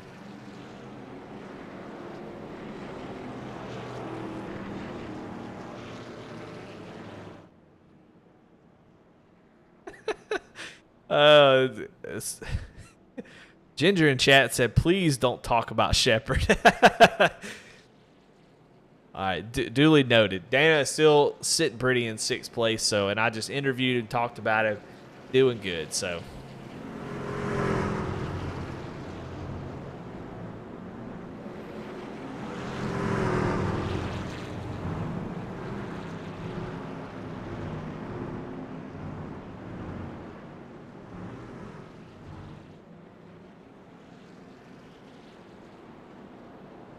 All right, well, your top 10, Tracy Passons, Kip Easley, Charles Stevens, Chris McLean, Alan Nash, Dana Shepard, Daniel Holcroft, Garrett Kinder, Josh Lokovich, and Chuck Pegleg. We just saw Chuck sitting backwards, tailpipe in the wall, and now he's in the top 10. Of course, your exits so far, Tony Edgerton, Alan Smith, and Chris Bedwell with that contact, little frustration going on between 2 drivers. Sends them both out of this race with major damage. Tony Edgerton, I'm not really sure what happened to him. He may have just said, oh my gosh, there's already 3 cautions by lap 10. I'm out of here.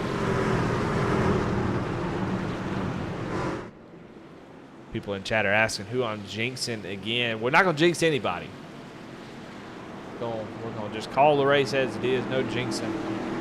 I want to see a good race to the finish. If we can get a green flag to the finish, well, that'd be awesome. I don't know if we're going to get that, though. Are doubled up, getting ready to go green.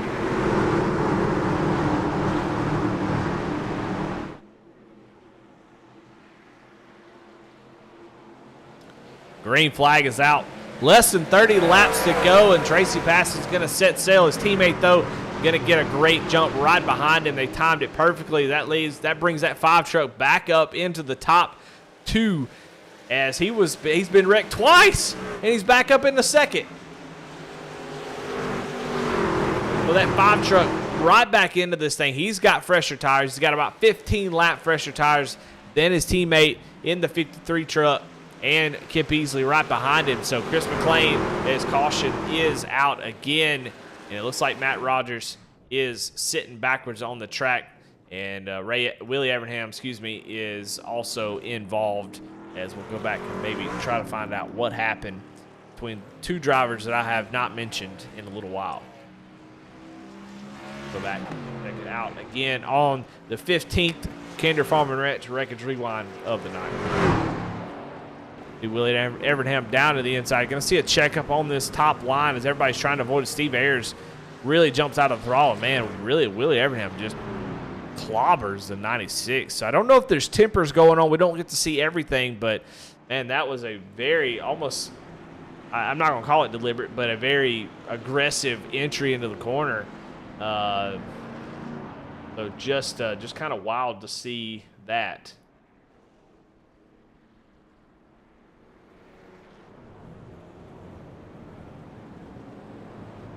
But Willie going through the grass, and my goodness.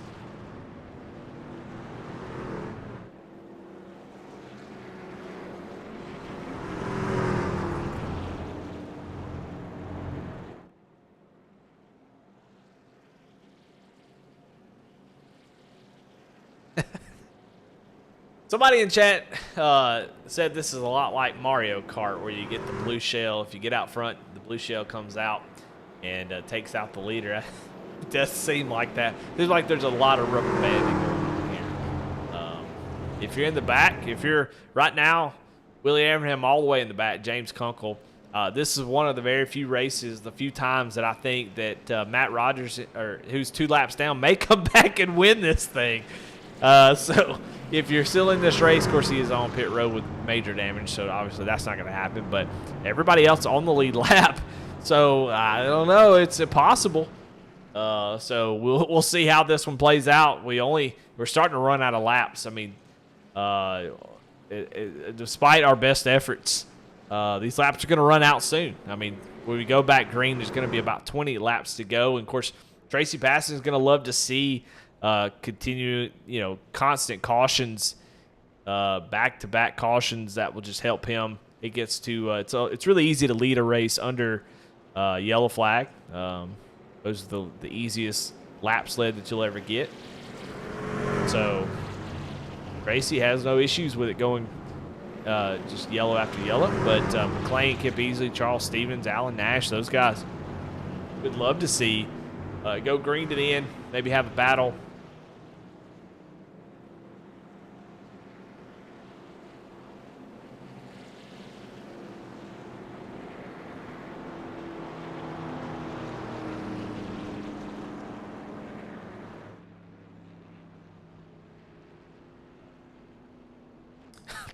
I'm just laughing looking down the list of the top 10, all drivers who've been in the wall, sideways, backwards, upside down. Every one of these drivers has been involved in some sort of scuffle. We get the 1 to green here. Lights are off on the pace car. Tracy Pass is going to take the outside. This time Chris McLean going to be on the bottom. Will not have the advantage of being able to use that teammate advantage and be on the high side. So, while Locash is a affiliate team, they're not in the same channel. So I would imagine Tracy going to try to give McLean a countdown and allow him to get up to that top line so they can race it out. Tracy may not want to do that. I don't know. They want to try to slow roll it, let the 88 get up there and battle the 5 so he can run off and get this victory. But about to find out here. Barney's got the green flag in hand, going to go ready to go green. 20 laps to go. Maybe we'll see the green flag the rest of the time as Tracy gets a fantastic jump, and it does exactly that as Charles Stevens now going to be side by side McLean. He's going to try to slide up in front of that 88 truck if he can, and he's able to do it off the corner. Charles is going to try to maybe look down to the inside, just not able to get the run. So McLean up to second place with those fresher tires, and he's going to set his sights on his teammate Tracy Parsons. Now, Kent is 15 lap. Oh, and now Lokovitz goes around. Josh Lokovitz in that 79 machine spins out right before the start-finish line and brings out caution number 79 here tonight. It is 9:40 on the next day. We've been racing for a little over 24 hours now. This is the 24 hours of Lucas Oil IRP. So we'll go back and see what happened with Josh Lokovitz. Looks like a little bit of contact with the 75 machine. As we go back and check it out here. On board with the 79 is the 75. They just meet in the middle. The 79 actually comes up the track. Pretty much held his line the whole time. And 79 just sort of drifted up, makes a little bit of contact, and just goes around. So. Well, all right. Well, we got some awards and stuff to give out. Gosh, we might as well do that. We've got the The Hard Charger Award we'll have to give out towards the end of the race, which, could change on any one of these restarts. But right now, Dana Shepard is your current Hard Charger in that beautiful flat white 43 machine. No numbers, no nothing. Just a beautiful, a little bit of dirt on that machine, but you see started 18th, currently running in the 6th position. Is Matt Rogers going to get one of his laps back, but a pretty good run, definitely in the running for the Kyle Roberts Handmade Leather Hard Charger Award winner.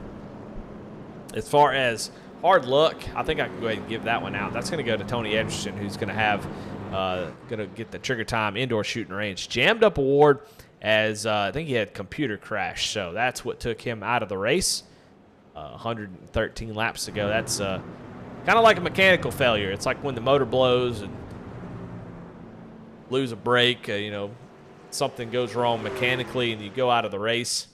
That's kind of what that's like. So unfortunately for him, just a little bit of issues.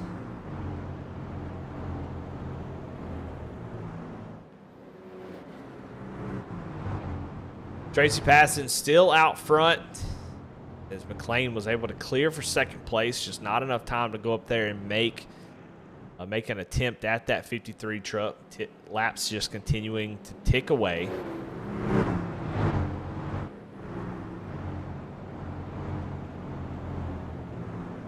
But while we're under caution, it's always a good time to talk about Apex Sim Racing.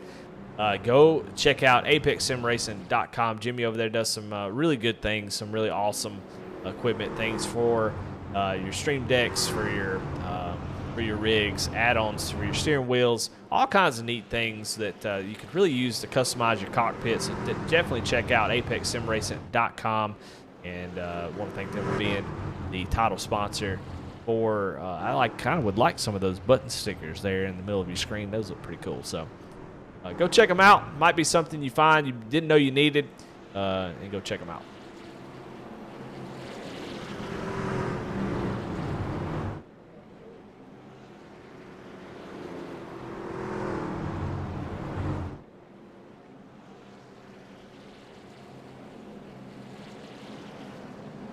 Well, Derek Donna in chat bringing out the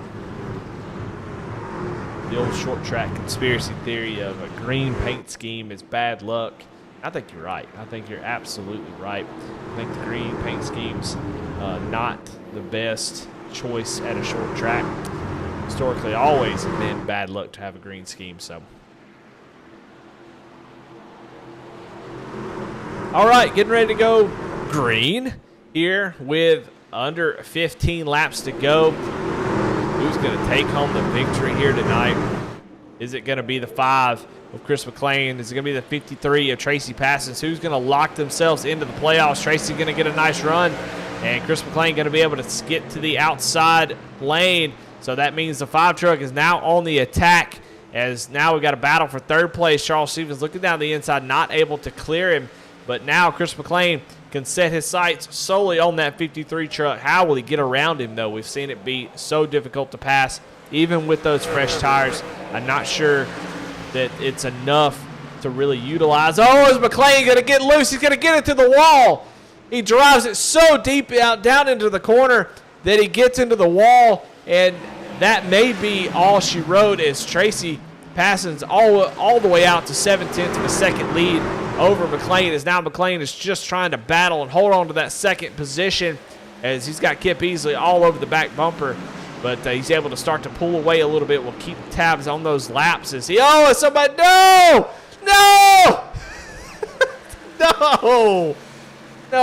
Dana Shepard goes around. Just a slight bit of contact. No damage, though, so didn't get any damage. And caution flag is now out.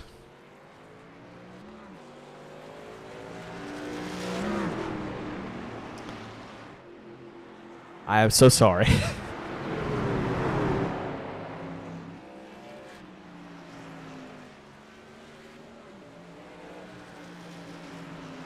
Dana Shepard running in 6th place goes around, and we'll go back and check the replay. And funny enough, in the replay screen, I do have his really nice paint scheme, as he's right behind Alan Nash here. Fighting for position, gets in the wall just a little bit, Gets into the corner really hot. And, just trying to stay off that 27. Almost saves it. Just the slowest spin you could ever imagine. Goes down to the grass. Doesn't get any damage, so that white truck is still going to be squeaky clean. But that is enough to bring out the caution. I'm not really sure if that was what brought out the caution or if there was some other extracurricular stuff going on after the fact. It looks like Josh Lokovitz. And looks like Josh Lokovitz Josh Lokovitz and Willie Everdam make a little contact here into the corner, and I think this is what actually brought out the caution as Dana Shepard was saving it. See Willie Everdam sitting up against the wall.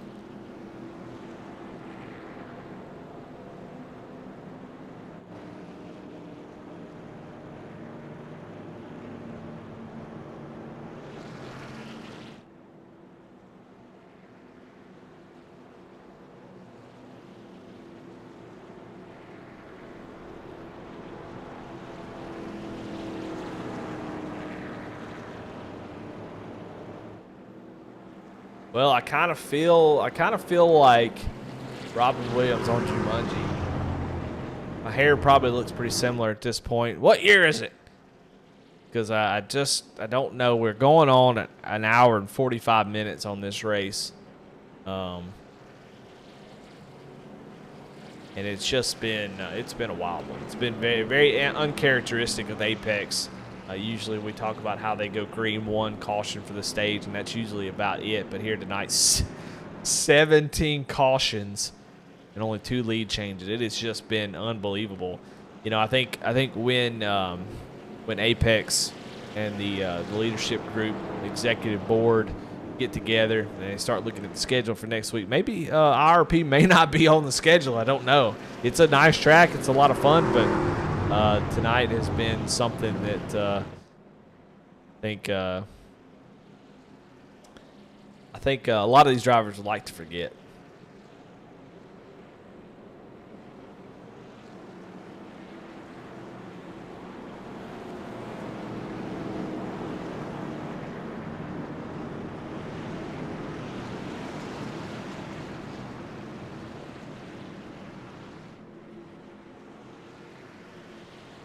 Donna Colbert in chat says, I should have went to bed 45 minutes ago, but I'm too invested. The sunk cost fallacy. You just can't. You've already stayed up and watched enough. You need to see the end. You might as well. And we're glad to have all of you. I mean, it's been a tough one, I know, but glad to have everybody in chat. Here we go. Getting ready to go green here. Tracy Passon's going to have the control of the restart in that 53 truck as they're going to be door to door, banging the doors as they go green. As Tracy going to try to pull. Oh, my goodness. McLean almost makes contact with that 88 machine. The 88 going to gas it up to get to the outside. Here comes Charles Stevens up there. Oh, they're definitely going to make contact. Oh, my goodness. I don't know if Charles got into the wall, had to check up or what happened, but McLean drives it deep into the corner. Going to slide up in front of the 88. Oh, I don't think this is over just yet as we're still beating and banging back here. For second on back. Second on back has been just a crazy position. I think that's what I'm going to start calling it that. Second on back is now a noun. But, man, look at these battles. Chuck Phelps trying to hold on to this 5th position. And you got Ray Rogers on the outside with those fresh tires trying to make something happen. On the outside of Alan Nash. Ray Rogers gassing it up, making that top side. He's up right up against the wall, basically rim riding here. As we only got 4 laps to go here at Lucas Oil Raceway. On the outside of Alan Nash, these drivers driving hard. Alan going to try to squeeze up to the top, not quite able to do it. As Ray Rogers leans on that 27, not able to get the gas going.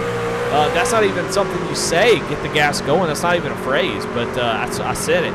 As they still side by side, this is for the 6th position with Chuck trying to defend that 5th place right in front of him. Oh, and there's Stephen Ayers around. No caution, though. Hopefully no caution comes out. My goodness, Ray Rogers, Alan Nash still side by side here for this 6th position. Nobody able to get anything done. Chuck loving this as he's trying to hold on to this 5th position, this top 5. That's a big finish for that 75. He does not want to give this up.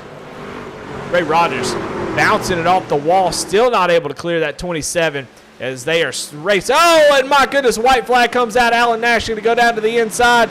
He is going to drop quite a few spots. Going to stay right here as we watch this battle for 5th. Can Ray Rogers make a lunge here at the last turn? He's going to look down to the inside, not going to be able to do it, but coming off a turn number 4, checkered flag in hand, and Tracy Passons is going to take home the victory here tonight at Indy Raceway Park, Lucas Oil Indy Park race. Woo! Well, very exciting last 10 laps as Chris McLean goes and just sends it off into the corner. And Tracy Passon's going to burn it down on the front straightaway. Congratulations to your winner. He started on the pole position, survived, and now finds himself doing burnouts down on the front straightaway.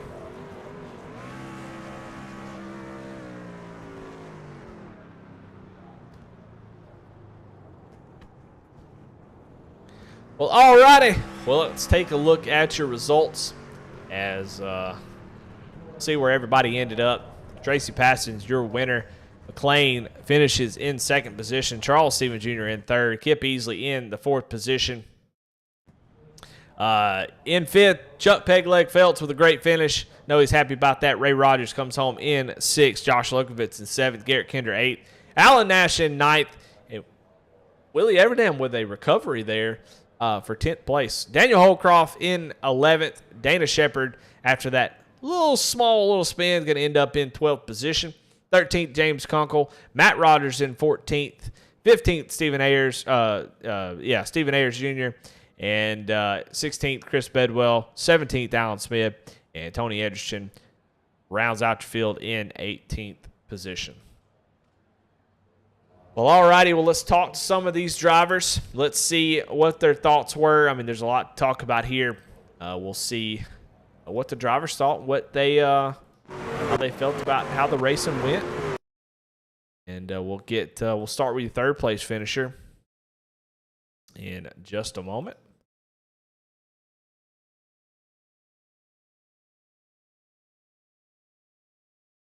Get him up in the booth. Talk to him real quick. Charles Stevens, this is Eddie in the booth. You got a copy? I gotcha. Well, man, we talked to you. You said you want to try to keep it clean, get up there and battle it out. Able to get 3rd place. Those restarts were really tricky back there in the top 5, the 3rd through maybe 6th or 7th. But you were able to come out on top. Almost got to the outside of Chris McLean, not quite able to do it. And you come home with a 3rd place. Congratulations. Talk a little bit about your race and how you were able to get that 3rd place at the end. Well, big props to Kip there. If that caution didn't come out with them 10 to go, starting on the bottom, man, it was just so tough to pass that truck that starts on the outside. So, like I said, if that caution didn't come out there with that 10 to go and hit me into the outside, I don't think I could have got around him. But he raced me clean, and that's where it shined right there to put me into the podium. Well, you did a good job, man, and it's a great points night. Just all around, I mean, a pretty messy race. What do you think kind of contributed to that the most? I think a lot of it was just people overdriving it, and just getting in there a little too high. And I've done it. I did it too a couple of times. Because it's hard because you try to get into, especially on the restarts in the turn one, pretty tight, and you lose your braking points and things like that. So I think it was just people just overdriving it, and it definitely was a crazy night. Well, good start for you in the playoffs. Great momentum to be heading into the next few rounds. So congratulations on your 3rd place, man. Really good finish. There you go. Hey, channeling your inner gorilla, and look at what happens. You come away with a 3rd place. Let's talk to 2nd place finisher Chris McLean. See what his thoughts are on the race. Chris, is Eddie in the booth. You got a copy? I got you, buddy.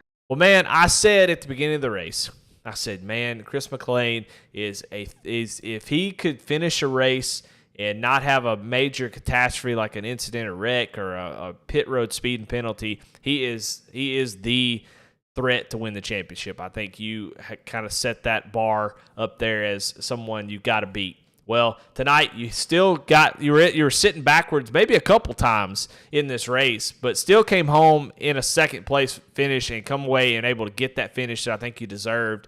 So a wild race. You weren't the only one that had some issues. I think everybody in the field had some sort of issue at some point, but able to come away with a second place finish. I know you wanted to win. How do you feel about that second place after the night that we had tonight? Yeah, I'm happy. I'm happy with it.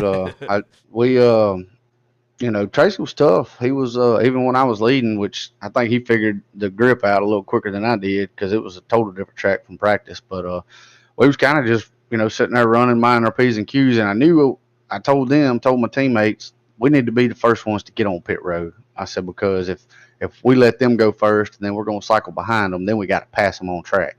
So I didn't want them to beat us with pit road strategy. So we tried to make sure we was the first ones on pit road, which of course you're back there in the hornet's nest at that point, and knowing that they still had the pit, they wasn't gonna make it on fuel.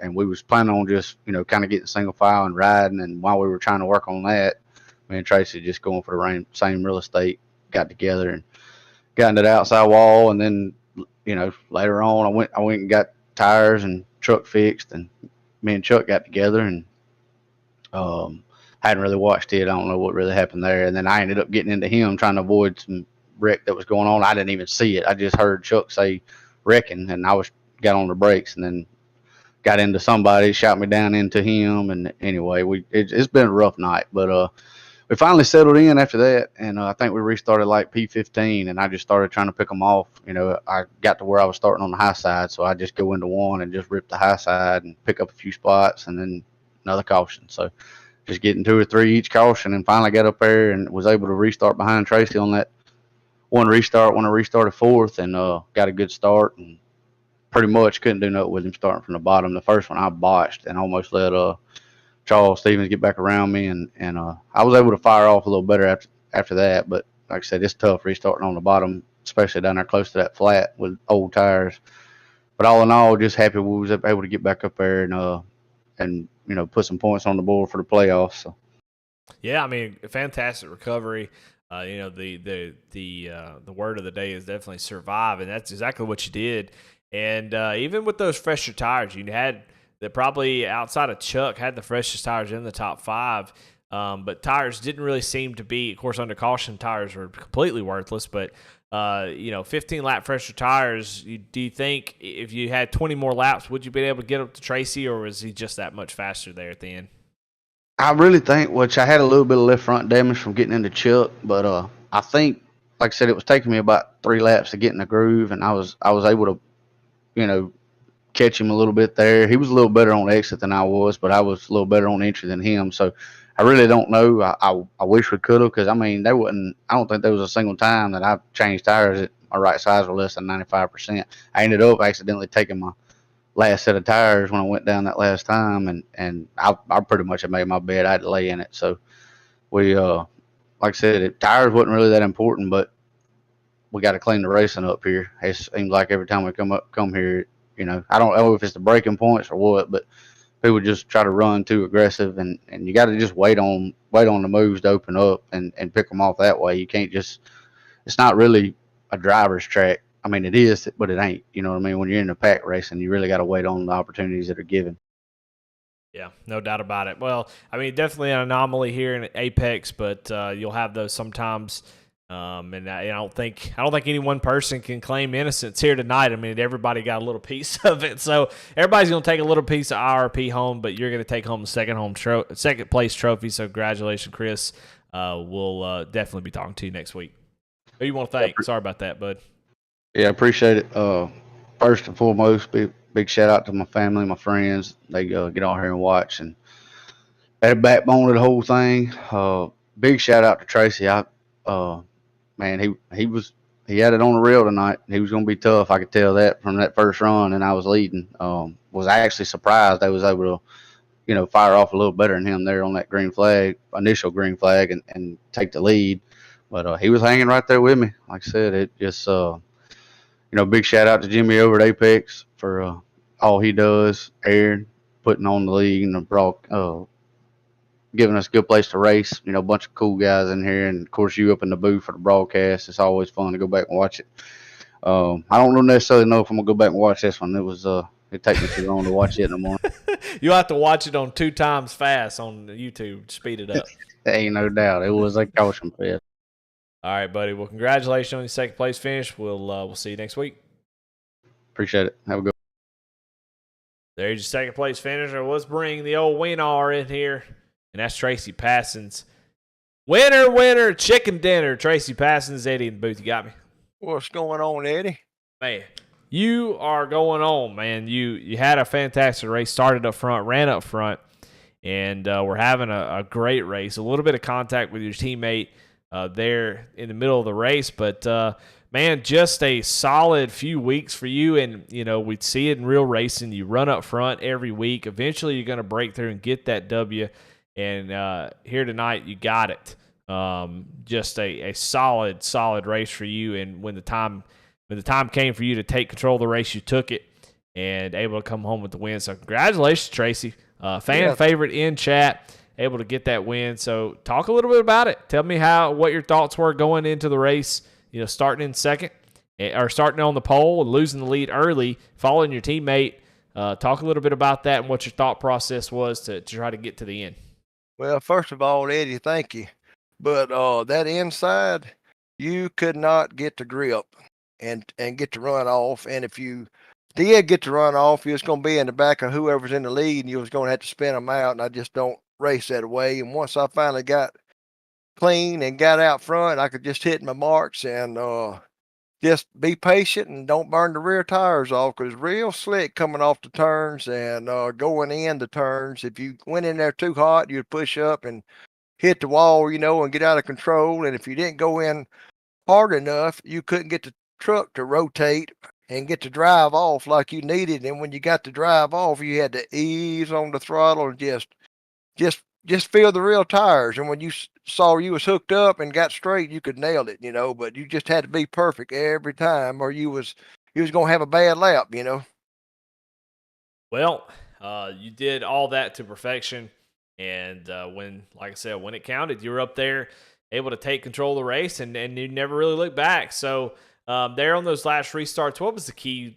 You obviously took the high line. That was the preferred line for the leader every single restart. But what was the key there? It's always tough because you want to count down your teammate, but you also know that teammate could be the very one that takes the win away from you. So how tough is it to count down your teammate, help them out, but also protect your own interests in trying to get that win?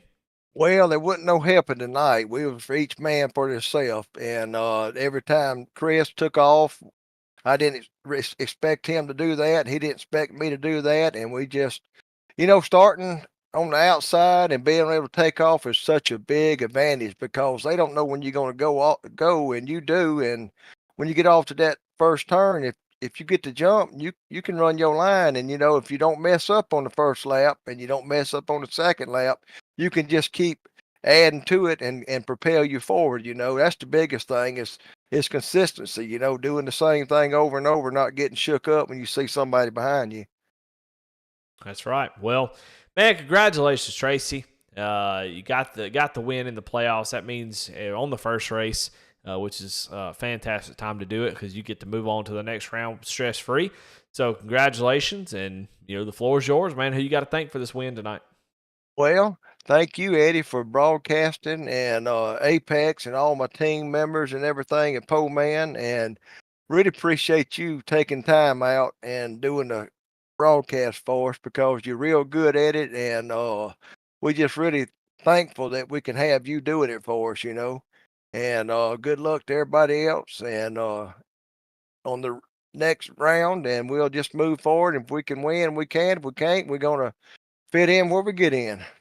All right, well, you heard it here. Tracy says he's going to kick everybody's butt for the rest of the playoffs. Congratulations, Tracy, and then we'll talk to you later. All right, bye-bye, Eddie. Bye-bye. Tracy Passons win with the victory tonight, brings that Havoline Ford F-150 to victory lane. Had the fastest lap of the race as well, so congratulations to him. So, man, we'll move on from this one. I know, there'll be some discussions and people talking about stuff, and people not happy about how that goes, but every once in a while you're going to have one like that. So we want to thank everybody for watching. We want to thank Apex, all the sponsors that sponsor this series. Of course, that was the Po-Man post-race show. So definitely thank them, obviously, for this. So check out apexsimracing.com. Want to thank everybody for watching V-Speed Racing Network. Sorry about the issues at the beginning, but we'll figure. I don't know. I have no idea what that is. Maybe something on iRacing side. But want to thank V-Speed for what they do, and really enjoyed being kind of partnered up with them. And it's been a lot of fun to do that. So definitely looking forward to that. V-Speed Racing Network, we're going to be picking up pretty soon.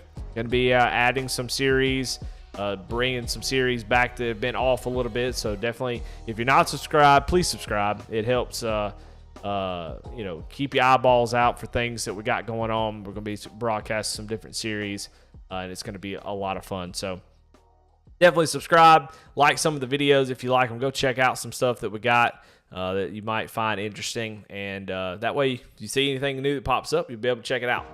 So definitely would appreciate that. But congratulations again. Thank all the sponsors. Thank Aaron for putting this thing on, and thank Adam Baker, Bradley Cooper for their work over at V-Speed. And catch me there on V-Speed 2 channel tomorrow night. Go subscribe to that channel. Go subscribe to the main channel. They put on some really, really good work. So definitely go support them if you don't mind. But we'll be on V-Speed tomorrow night for the Champion Motorsports Friday Night Truck Series with Alec Martinez. If you've never heard Alec, stop by V-Speed 2 tomorrow night and hear that fella, because he's something else in the booth. You'll see me try to keep up with him. He is wide open. So anyway, thank y'all very much for watching, and we will see y'all next week.